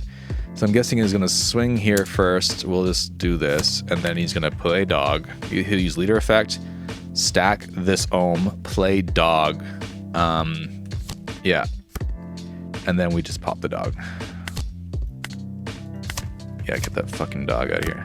Yeah, no thanks. No thanks on the dog, thanks. No thanks on the dog, mate. Not this time, please. True blue. RG Luffy is a big presence here. Is it? Yeah, but I mean, like I said, Japan is also playing the Rayleighs, and nobody's playing that deck in Japan. So I can see that that would be a very key card to destroy. On the other hand, again, decks that play that card also play Laboon, and Laboon can just stop it from being KO'd. RG is huge in the West. I also believe it helps control GP Luffy for Sanji Pudding or both. Oh yeah, I guess that could make sense. I guess that could make sense, actually.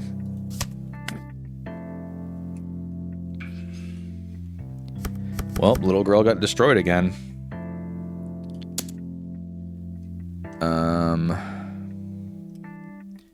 Actually, we don't need this, so I'll toss that.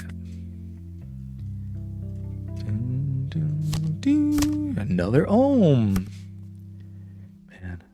Well, we have 7 down, but we don't have Young Girl, which kind of sucks, which means we kind of have to just use Nami here,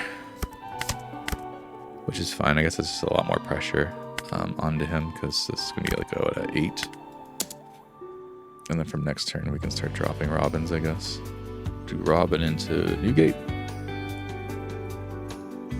I'm assuming this Nami is going to be immediately power reduced, and then rested, and then frozen, and then all the other fun things that NL can just do for free.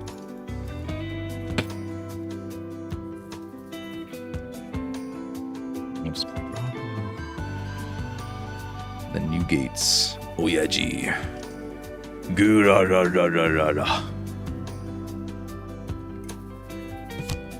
There's the dog again. All right, so that means we have to play Perona next turn.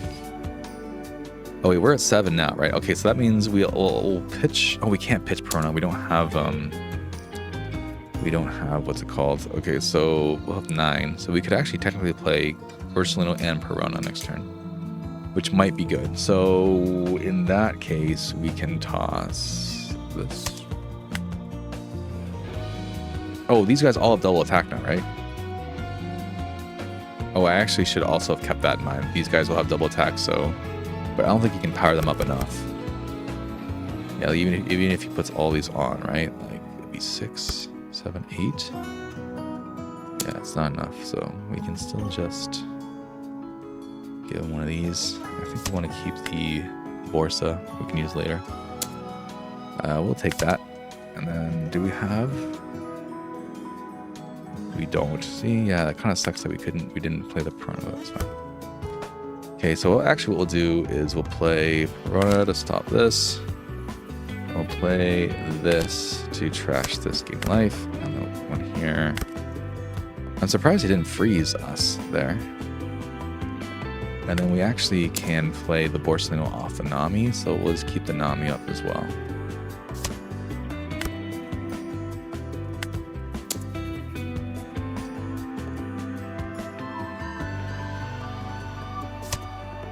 Mamaragam. Oh no, the dog can't check. Oh, poor baby. Poor baby. Your dog is getting full. Not really, okay? Not actually. That's not what I mean. Actually, we should have maybe tossed Robin here because we probably just gonna end up playing Newgate. TBH. Is there a world where we don't? Maybe to play Borsa. Oh, he can't even get this effect off. Poor guy. Poor guy. Is he locking this? Yeah, he's locking this. He's locking it.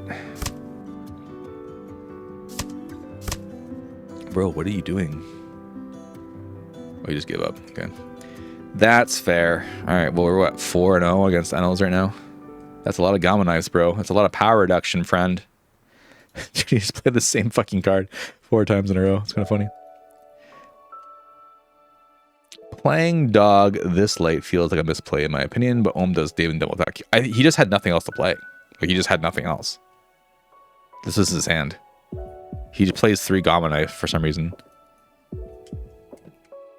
So bro just had nothing. And then he played Law. Like, this is all he had. And then we just stopped the dog the entire game. Our top deck was this. We could have just played Corona again from trash, maybe. No, we had a hog back.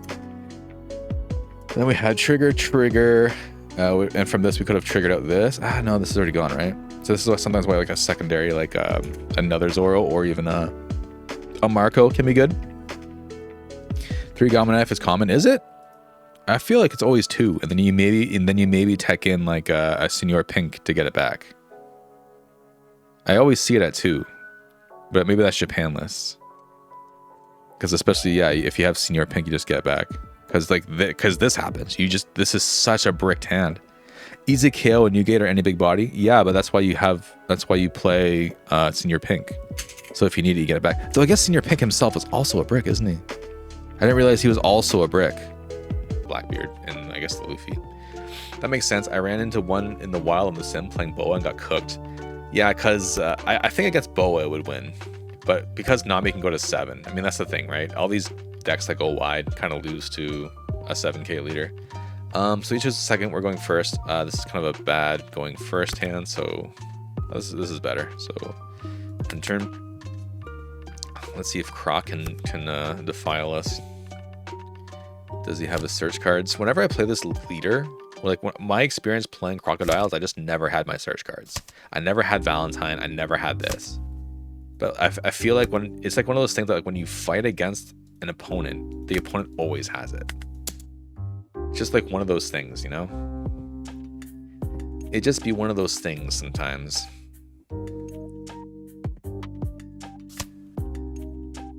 You don't tell me you're triggering another Fufukuga. Okay. I'd say our hands is looking pretty good. We can even get rid of one of the Marcos so we could trigger out in case we get a Moria, but we have 2 Morias in hands, and maybe we can't do that. But being the one counterless card, and we kind of... But actually, maybe we should trash the Perona, just so we have something to play off the Moria. So I think we'll do that.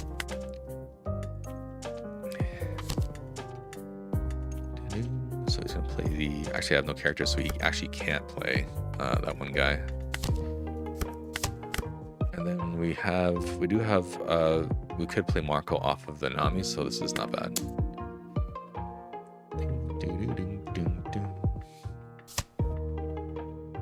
Now, Boa list does not play Moira Overwatch, which just seems wrong to me as well, so I have to change some things. I haven't really played a version of Boa that played... we don't have a 7. We don't really have a play next turn, do we? We do if we keep this, actually. So maybe we trash this. I never understood why they played Moria, because they didn't play any of the other Thriller Bark package. But I guess it's because you just want to plant it, right? You want to plant the Moria to play out something from you just want to trigger. You want to trigger it. Though I have seen some versions playing the Kumashi as a 2k counter just to have something. Okay, let's see if he's going to kill this thing or not. No, we're just getting a blocker out. That's fair. That's fair. Unfortunately, we have nothing to play next turn. I guess we just play Marco and just attack and play Marco.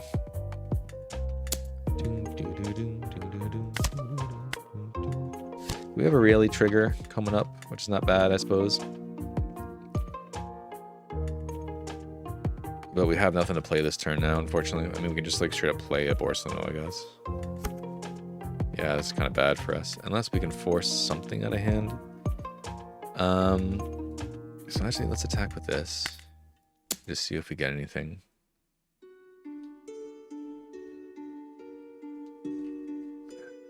Because if he lets us draw, that'd be really nice. He does not let us draw. Alright, then I guess we're just doing this and just playing, like, just straight up playing a Borsino, which kind of sucks, but...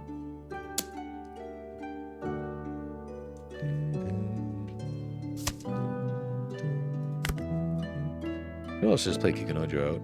Actually, maybe Kikunojo's better to play here. We got some counter. I did have someone try to attack with the Rush Secret Luffy, and I had top deck Borsino and then put the 9-cost Boa into my life off of Zoro. So I just revealed my top life card, and then my Luffy got 9k, and he just lost there. Damn, okay.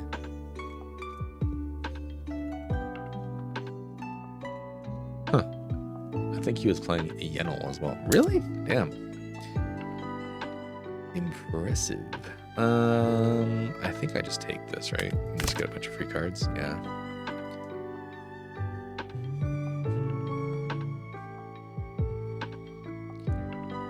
I mean, he has a better endgame than I do, but this is one of the reasons I don't really like playing Thriller Slop. It's like all these are things you don't really want here, you know? And I think he's thinking about it, if he wants to do this or not. Oh, I see. He wants to do this now. Then we can trash this and this.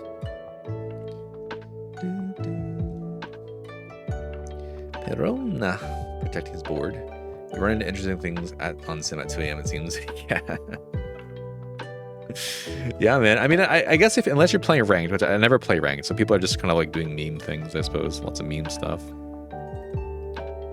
The meme stuff. We're gonna be at 9 next turn. Yeah, that's cool.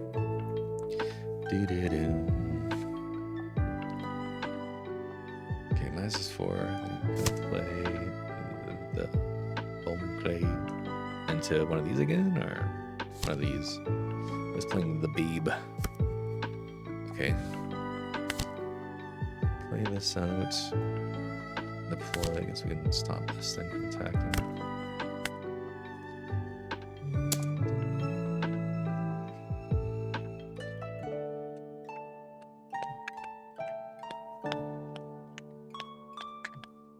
I guess we're a bit too late though, because all these Crocs are gonna stop all of our Morias.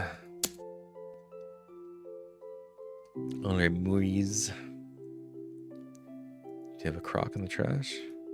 No Croc in the trash, damn. What are you gonna grab with Babe?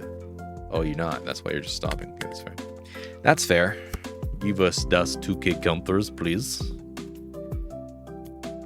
Those 2K counter, please. And then you have some blockers that you probably don't want to attack with Babe. Well, and then you'll be dropping. You'll be dropping the Crocs from here. Yeah, that's fine. Okay with that. I ain't giving you a counter for that.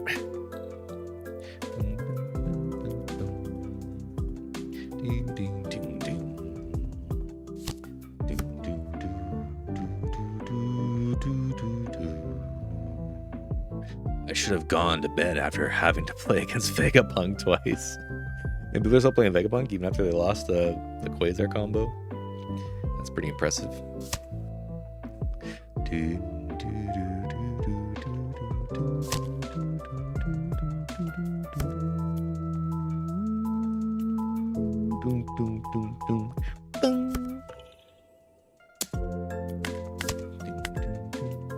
Ooh, new gate, not bad. But we have nothing that can attack right now, so I think we'll just actually just play this out again. And then we'll play this, stop this guy again. We can just add a couple of these and go.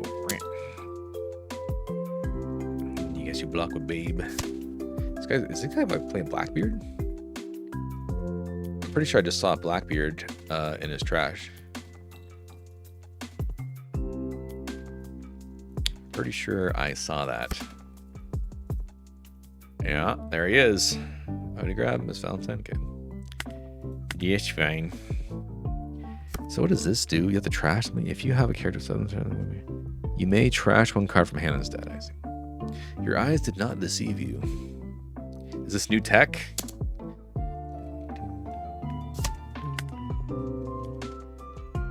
Bum, bum, ba, dum. Dum, dum, dum, dum. Bing.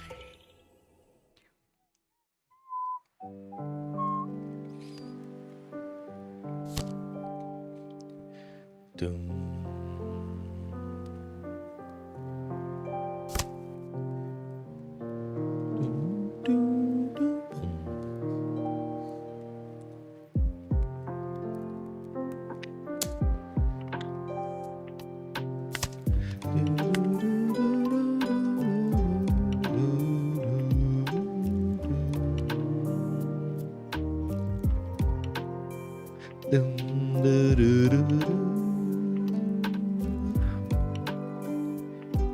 I wonder if he's gonna play a crocodile. Oh, I wonder if he's gonna play a crocodile. Bruh. Who would have thought? Oh, he's playing this Luffy. Interesting.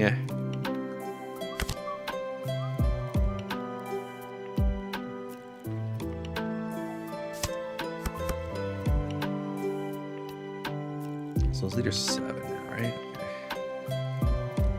Okay. Let's demand some cards, shall we?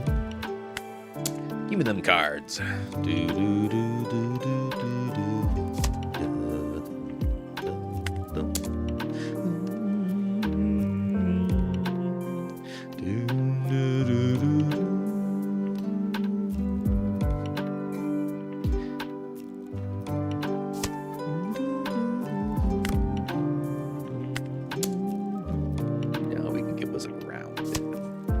Grounded this. So he took the one thing, he took the one that was 1k counter, but gave us the 4k counter. Okay. I'll take that trade. I will take the trade, sir.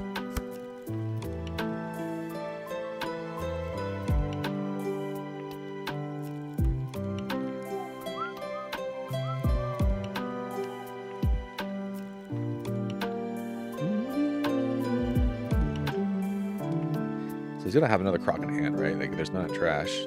Unless that's just really unlucky with him. He must have one, though.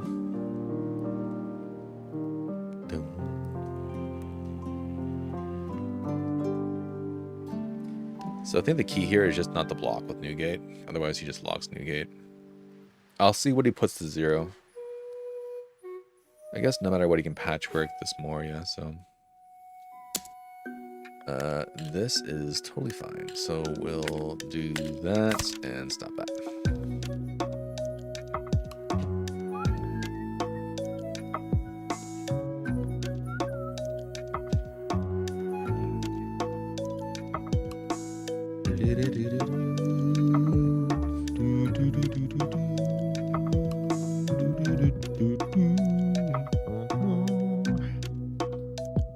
But that means he just has a free blocker now.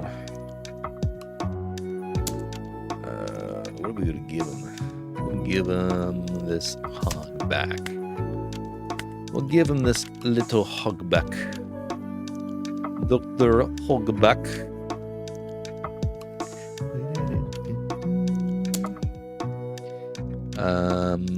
Or maybe can we just block with this? I mean, either way he locks it, right?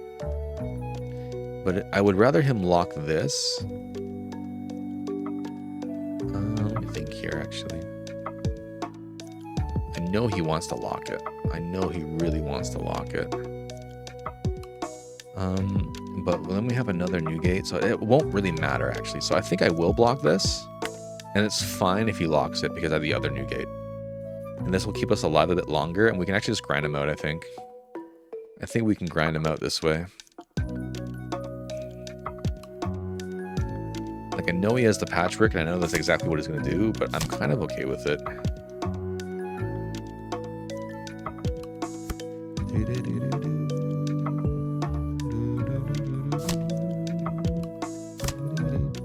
But if he does that, then if he uses the patchwork, he has nothing. He doesn't have a counter event to defend himself.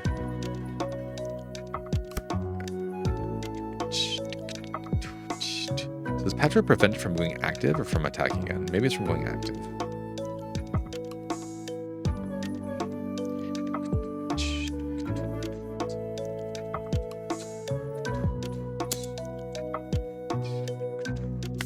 Okay with that. I am okay with this. And then you patchwork set and ends turn, yeah? Totally fine. And then we do that. This on. Do-do-do.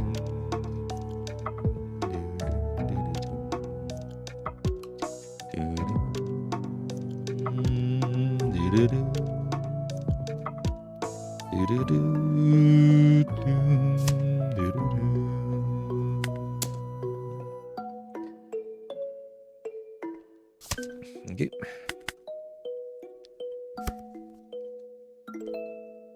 We have, I guess we can get rid of the Kikunojo here, and we have a bunch of counter. We do have ways to replenish life if needed. He can't lock both of these, so we can still block with one, as he has And then he'll probably want to play another Croc, right? So that means we have... Well, unless he goes for game here. He could just go for game here too, actually. Let's see what he does. Do that. Give him one.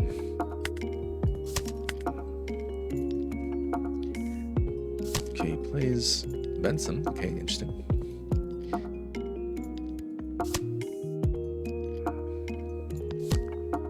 Goes for a death bonus. Oh, he rests it. I see, I see. Interesting, interesting. That's an interesting play.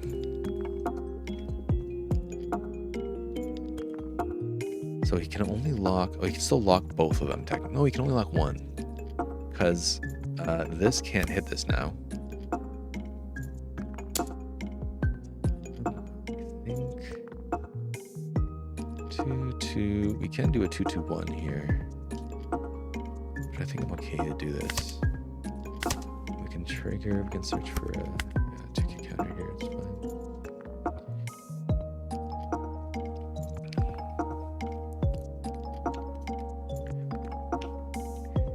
I think he also can't survive this turn if he doesn't have a blocker up. I mean, I guess he'll have the event cards.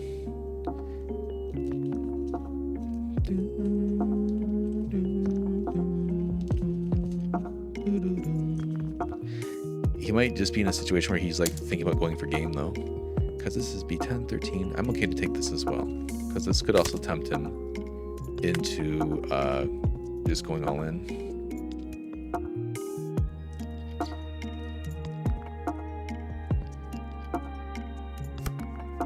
Which he does, yeah.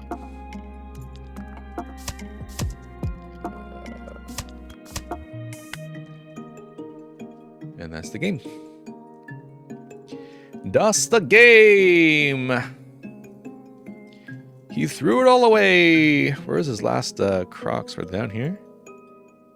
It was, yeah, one Croc was at the very bottom, one Croc was in life. That's pretty unlucky, actually. It's a bit their dick. Oh, okay, we got this Luffy. I'll go first. Take this first, yeah. That's bad. Mulligan that shit.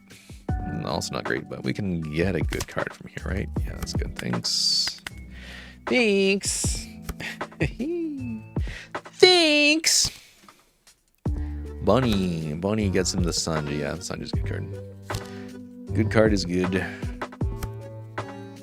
Good card is good. And then I guess we can take this life. We can use Nami to take the other life. What's up, Toasty? Toasty BK. That's something I haven't seen in a while. What's up, buddy? What's up, friend? Welcome to another episode of the One Piece TCG.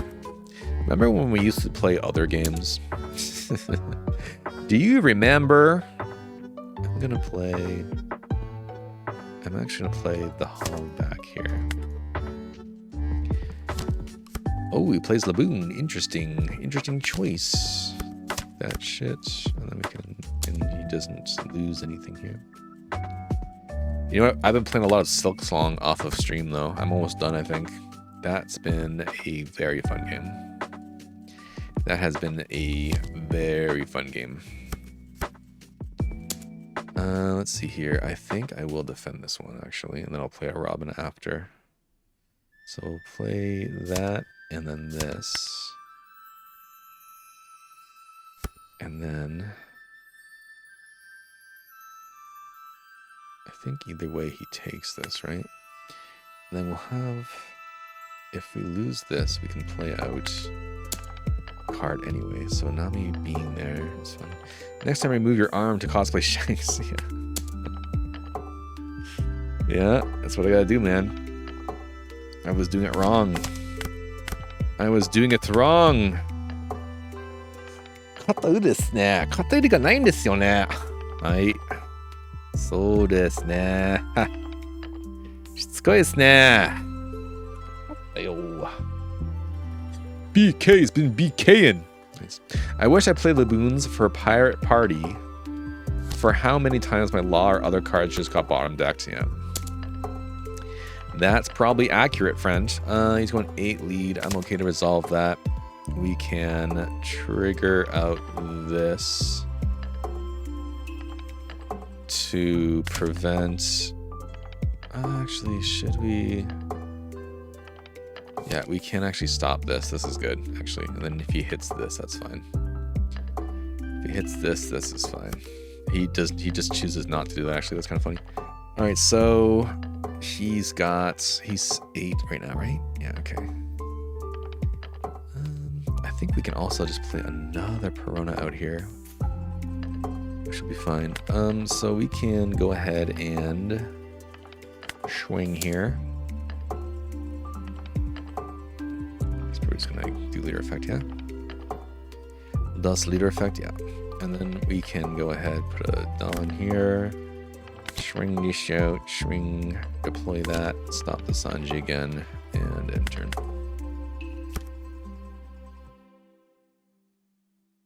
Which is working. Oh, working. Yeah, works. I'm burning my toast, apparently. What? Burnt toast is a true strategy. The cheese will make up for it. Actually, cheese fixes everything. That's totally fine. That's totally true. Wow, somebody actually plays the Shanks. That's interesting. It's an interesting choice. That's an interesting choice, friends. Am I ready at 10 Dawn? I am, so that's good. 10 Dawn. This I kind of want to stop, though. This, 2. Don't want to give him too much, you know? All right, then we can do that.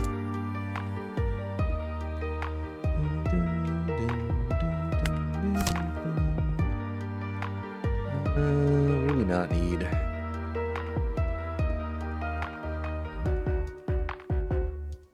I actually don't know which is better to have.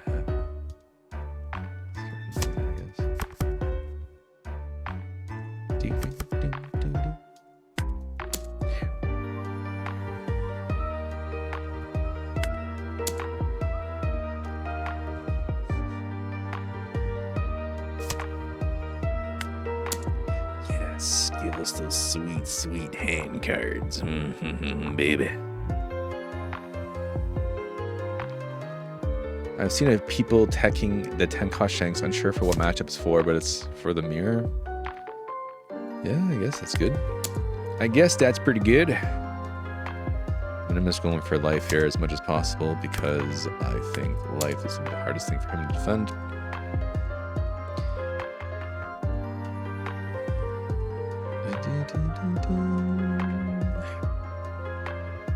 I guess he's probably just gonna go for my board here. Thought we were testing Ace. Who said that? Who told you such a lie? Maybe we'll test Ace from Wednesday. Just because I have another tournament on Wednesday. I just want to make sure this is the proper deck I should be using. So far we're like a 3-0 victory. Or 3-0. If only I had the 3-cost Sanji to make this unblockable and win the game. Oh, he just rested anyway. That's fair. That's fair.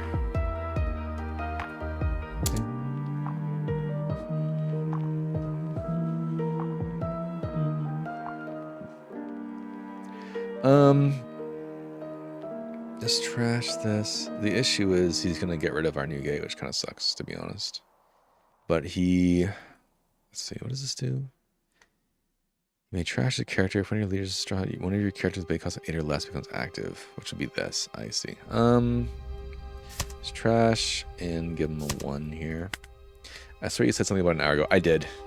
I said, oh, Ace has been doing pretty good recently. Maybe we should test that out as well. And then I went ahead and didn't do any of that. Which is kind of funny of me, if you think about it. Let me think. What do we have? We have Marco, actually. We use the trigger. We use the trigger. We take out Marco. Put it here. Marco was a pretty good save. Top tier gaslighting. Sorry, guys. It'll happen. We will play more Ace.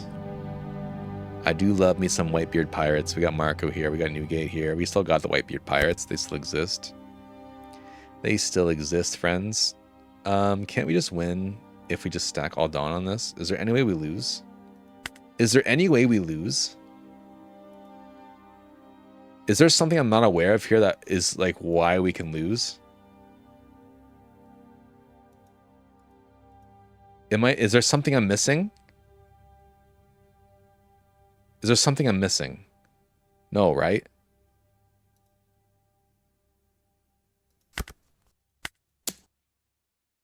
Is there something I'm missing?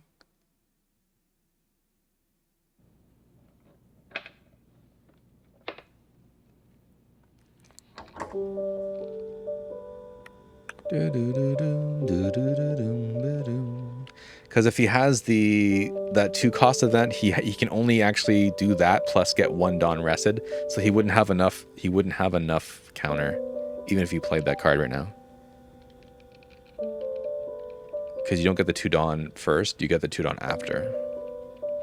And you have to decide this effect first anyway, I think. So I think you can only rest 1, then play that card. I feel like the new OP16 Ace takes blue-red Ace to a full Whitebeard build. Yeah, so I might just be playing, like, honestly, I might just be playing that Ace. Like, I'm gonna finagle with both of those decks and see which one feels better. But I feel like red-blue Ace would just do better because of how much you can draw. But we'll have to see, like, is it worth it? Because, I mean, there's also that A-cost Vista, which is really good to play. Even Boa could be good too. So you could mix and match all those cards, and then you still have all the search cards of blue as well for more search. If he has enough Charleston or counter events, he could use Restand, but he can't because he has to decide that event first. He can't do both. If he wants to use Charleston, this is on your opponent's attack, so he has to rest the Dawn first. So he could only rest 1 Dawn and then play Charleston, and then that resolves, and then the Dawn comes back afterwards. Or even if the Dawn comes back, he already used that effect for this attack. So the max he could do right now is rest 1 for 7, play Charleston for +4, and then counter from hand. It depends how much counter he has in his hand. And then the restanded Dawn can be used after. So I think that's what he's going to be doing. The new Dawn could be used as Charleston. Oh, I see. So if he changed Charlestones is what you're saying. So he did play Charleston. He did play another Charleston. I see what you're saying. So this actually works. Interesting. But I think he still doesn't have enough. Or does he? He doesn't. But it was actually pretty close. Yeah, I guess the Charleston. I didn't realize you could chain Charlestones that way. I guess that makes sense. You're right, Don. Thank you for teaching me. Yeah, this is something I was not aware of, actually. All right, so Marco saves the day. Marco's pretty good. New Marco is also pretty exciting. Hylic and Vivi. We don't like Vivi so much, actually. I realized the times I played Vivi, it just really wasn't worth playing Vivi. Like, so many decks have a way to either get around it or like just rest it, kill it. It's almost like a wasted card in hand. Like Penel can just rest it and kill it, or just minus it by 1,000, play L4. Against Nami mirror match, it's not really worth playing because all the cards you play are just like low costs. So I'm kind of going. I went back to the slot version, and I'm realizing the slot version is just kind of better. Marco is great. Marco is awesome. I love Marco. Copyright free me, please. Let's do Persona. Oh, this is a matchup I lose. This is a matchup I lose.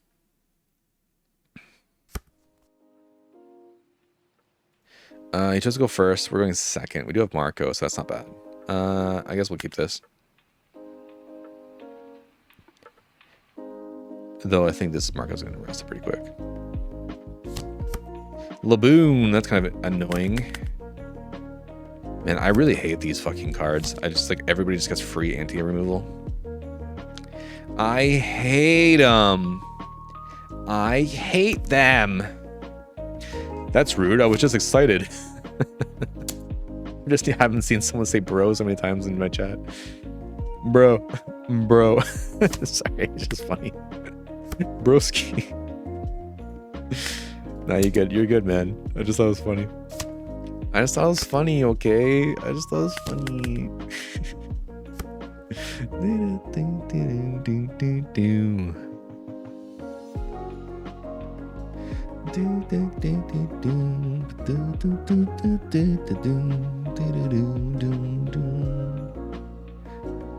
Any Persona fans here? I went to the Persona 30th anniversary concert the other day. One cost entry removal is very base. I hate it though. I hate it. I love Laboon. You're cute, but come on, that's just not fair.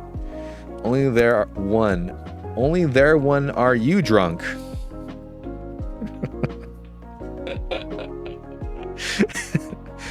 I was caught in 4K. It's true, I was drinking umeshu. I was drinking umeshu. Umeshu's pretty good. We resolved that. We used the trigger. I guess we can't use this, right? I guess we can't use that anymore. Let's do... we kind of don't want Bonnie to survive, right?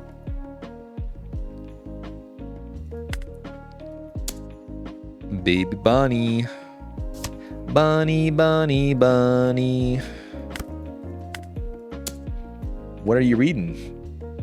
What am I reading? Chat. Hey, forget that. Oh man, this is a trip. I'm enjoying it though. I'm enjoying the trip.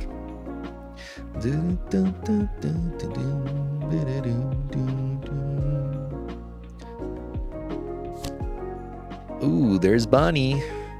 Bonnie, Bonnie, Bonnie. And then another Bonnie. Bonnie, Bonnie, Bonnie. Oh man, what an annoying card. Did you get any Lop Beppos yet? There it is. Yeah, it's the most annoying fucking card in the game.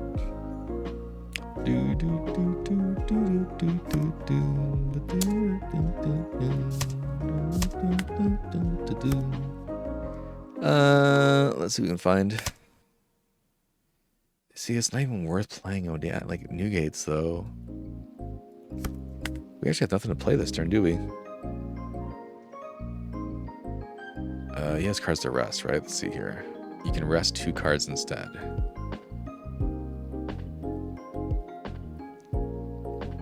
But if he rests this and himself, we can destroy that. Okay, this actually might be the play here. So we can play this, destroy that. He has to rest this and this. And we kill one, kill the other.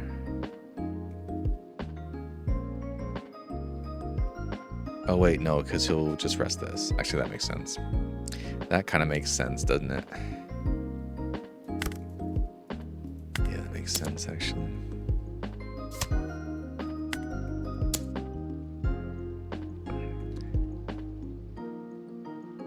Give us a 2K. Give us a 2K. Give us a 2K.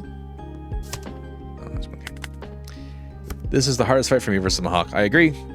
It's not very fun. It's not a fun matchup. It's very not fun indeed. What we have to do is get a bunch of little dudes. Oh, fuck. This Mihawk too, man.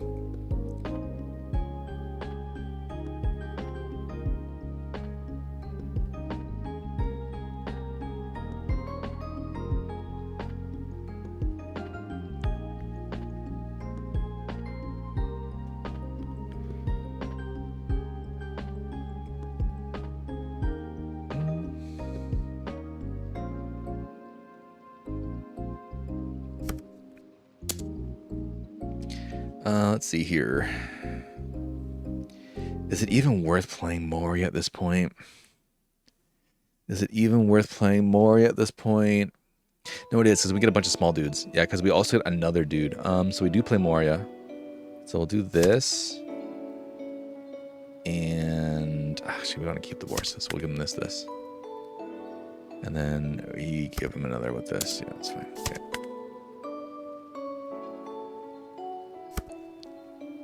We could also play... No, because we want...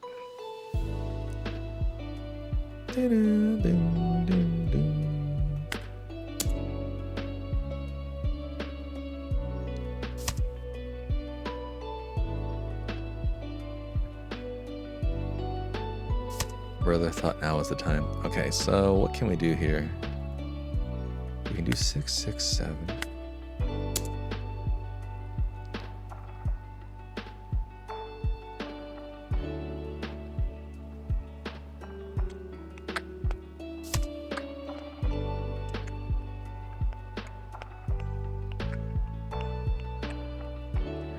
Wait a minute. Oh no, do we just go for Mihawk here?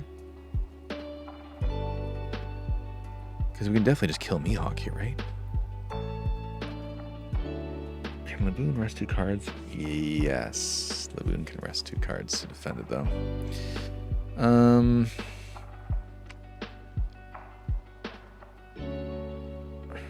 just go for this?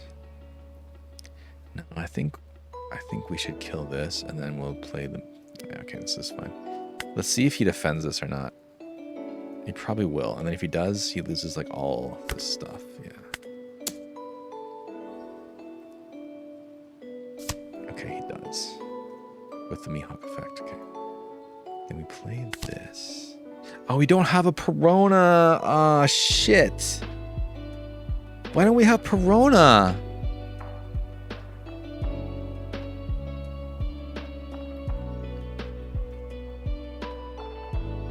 By time you get some Nougat on board, but you don't want Nougat on board because they just keep playing La Beppo. You actually want a bunch of these small dudes. You actually want a bunch of these small dudes. Actually, I should have added Kuma to life. Kind of sucks, actually. We'll just add this to life. Because either way, we'll just trigger this out. We either draw, we play Borsa for free. There's a bunch of stuff we can do for free here. I think you're gonna rob instead of Gecko? Nah. I wanted to play Perona to stop the Bonnie. That was my big brain play, and then it just didn't work. Something more, I lose these. I mean, I'm probably gonna lose this one too. But our strategy now is basically, now that his leader's gonna be 7, we're just gonna try and take we're just gonna try to attack his guys, because he's gonna have no counter basically. That's the plan, but I mean, we just don't have enough fucking characters, which is super annoying. So we'll take this, we'll use the trigger effect, we'll play out this guy.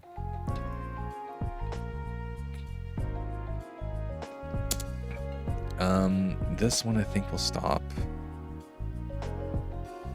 This. Yeah, we want to have some life here because we're gonna need some time.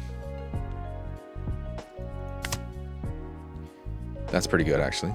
Do we have anything nice and trash though? We have Kikanojo. We have Kikanojo. Yeah, I think we'll play Kikanojo. Play Kikanojo out on the no rested Nami. Okay, so what we can do now is we can pressure this. I think he'll just take this. Yeah, and then we can start attacking his big dudes.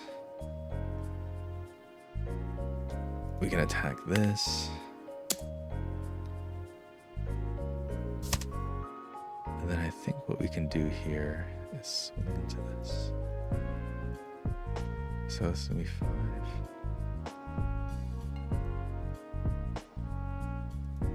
I think we'll just do this.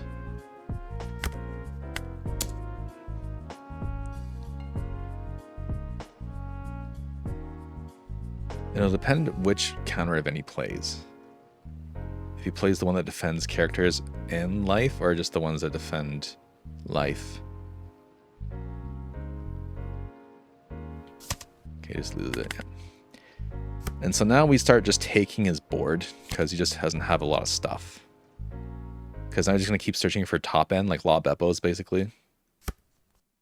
And then we can basically, while he's wasting his time, we can get rid of his big guys, and we get rid of his big guys, and we can win. So what he's going to do now is he has the "I know you're strong, I'll go all out" thing, so he'll lock these two. And he'll try to take out Moria with Beppo, but he won't be able to because we have Marco. Unless he plays another card to rest it.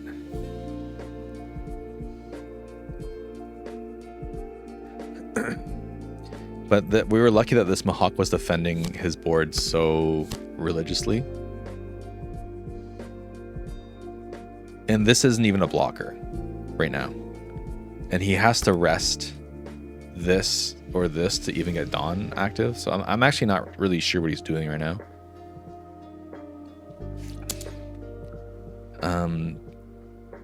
Actually, maybe we should... Actually, no, I'm okay to take this, I think. Actually, no, if we do this, we defend it, save a life, and then we have board space anyway, because our board will be full here. So now what we do is we give... But is it enough? Is it enough, though? Hold on, is it enough? I want to give 4 Dawn, so it'd be 14,000 to 11. I don't think he has enough. What did he search? He searched the event. Actually, if he defends this, we'll actually just take the remaining Dawn and attack this anyway. So I think this is fine. So we'll do 4 here, attack into this, and see if he defends this or not. Okay, he just gives up, yeah. So how you beat Mihawk, it depends on how they counter. So if they counter like this much, because Mihawk bricks up pretty hard. And so if you see that he's only searching things like La Beppo and like this to play, and he so aggressively countered this Bonnie, like so aggressively countered this Bonnie, that it made it so much easier for us to just swing into these big guys later. And without these guys, he's got nothing. If he can't chain La Beppos, he's got nothing. This isn't a blocker because he doesn't have 1 life. I actually don't really know what this play was. This was just kind of weird. And so he wasted his search just to lock these guys, which weren't going to attack anyway. But I think like Mihawk kind of has to fuck up, or you have to get like pretty lucky to pull this stuff off. Because Nami likes to aggressively take the opponent's life, right? Like we played the 5-cost Nami, we made him go to like 3. But from that point, we just start going for their board, right? And even then, I'm not sure if playing Nami is the right play. Because the more counter you give them, like the less likely you're going to be able to do what we just did, which is to aggressively take their board later on. Because the other thing is Mihawk has lots of events, but they're these events that only protect the leader. This only protects leader, this only protects leader. I'm not sure if he plays the one that defends. I don't think he has the one that defends characters as well. He doesn't. And he also put 2k counter down as a Laboon to protect his board from Rayleigh, which did effectively help protect his Bonnie. I'll give him that. But it also means he had less counter in hand. So this allowed us to destroy him. So, but he was very close. Like we went 14 into his 11, and he was 1 counter short from defending that. But if he was to defend that, then we would take the remaining Dawn and just throw it onto Nami and do like, actually we couldn't put it on Nami. We would put it onto Rayleigh, I think. We had 6. And we would have either taken his final card, his final king card. Actually, it probably should have been on Nami because we can use leader effect. No, we don't need to use leader effect because these 2 attack. I don't know, actually. That chain La Beppo, they do it all the time. I know they do. So don't give them time. But this is why I stopped playing. Like, I kind of learned my lesson. I stopped using Newgates into Mihawks. Because, like, if you play Newgate, it's basically just saying, like, oh, you just gave us the perfect La Beppo target. Thank you. But if you go wide like this, they have to do something else. Because if you go wide, then you can start pot-shotting them with these little guys. And they don't really have the resources to stop all of these. And if they play like another La Beppo at that point, it's like, okay, they have 1-2 hits to your life, or maybe your characters. And a lot of your characters as Nami have KO effects, which allow you to either get more life or like spawn another guy out, you know what I mean? So what does this do? Yeah, so I would have gotten like a Marco, for example. So yeah, these are ways you can win against Mihawk. And those are all the games I have for you for today. So I hope you learned something new about Nami, or at least have an idea of what to expect when playing against Nami, whether you want to play it or not. I know people kind of hate Nami right now, but it's still really good to know your enemy, or at least to experience what it's like playing the deck. I still think Nami will be really good going on in the future. So, you know, for the extended future, Nami is something we'll probably have to deal with or know about to some extent. So thank you very much for watching. Like the video if you liked it, and consider subscribing, because again, I'm really trying to get to 1,000 subscribers as soon as possible. Would really help when support me for making these kinds of videos. And please let me know, what are you looking forward to playing in OP16? For me personally, after those Shanks cards were revealed, I am so excited to be playing Shanks. Also want to play Ace, also want to play Yamato, but those Shanks cards, man, I am so excited to play Shanks. It's crazy. So please let me know down below what you're thinking about playing in OP16, and I'll see you guys in the next one. Bye.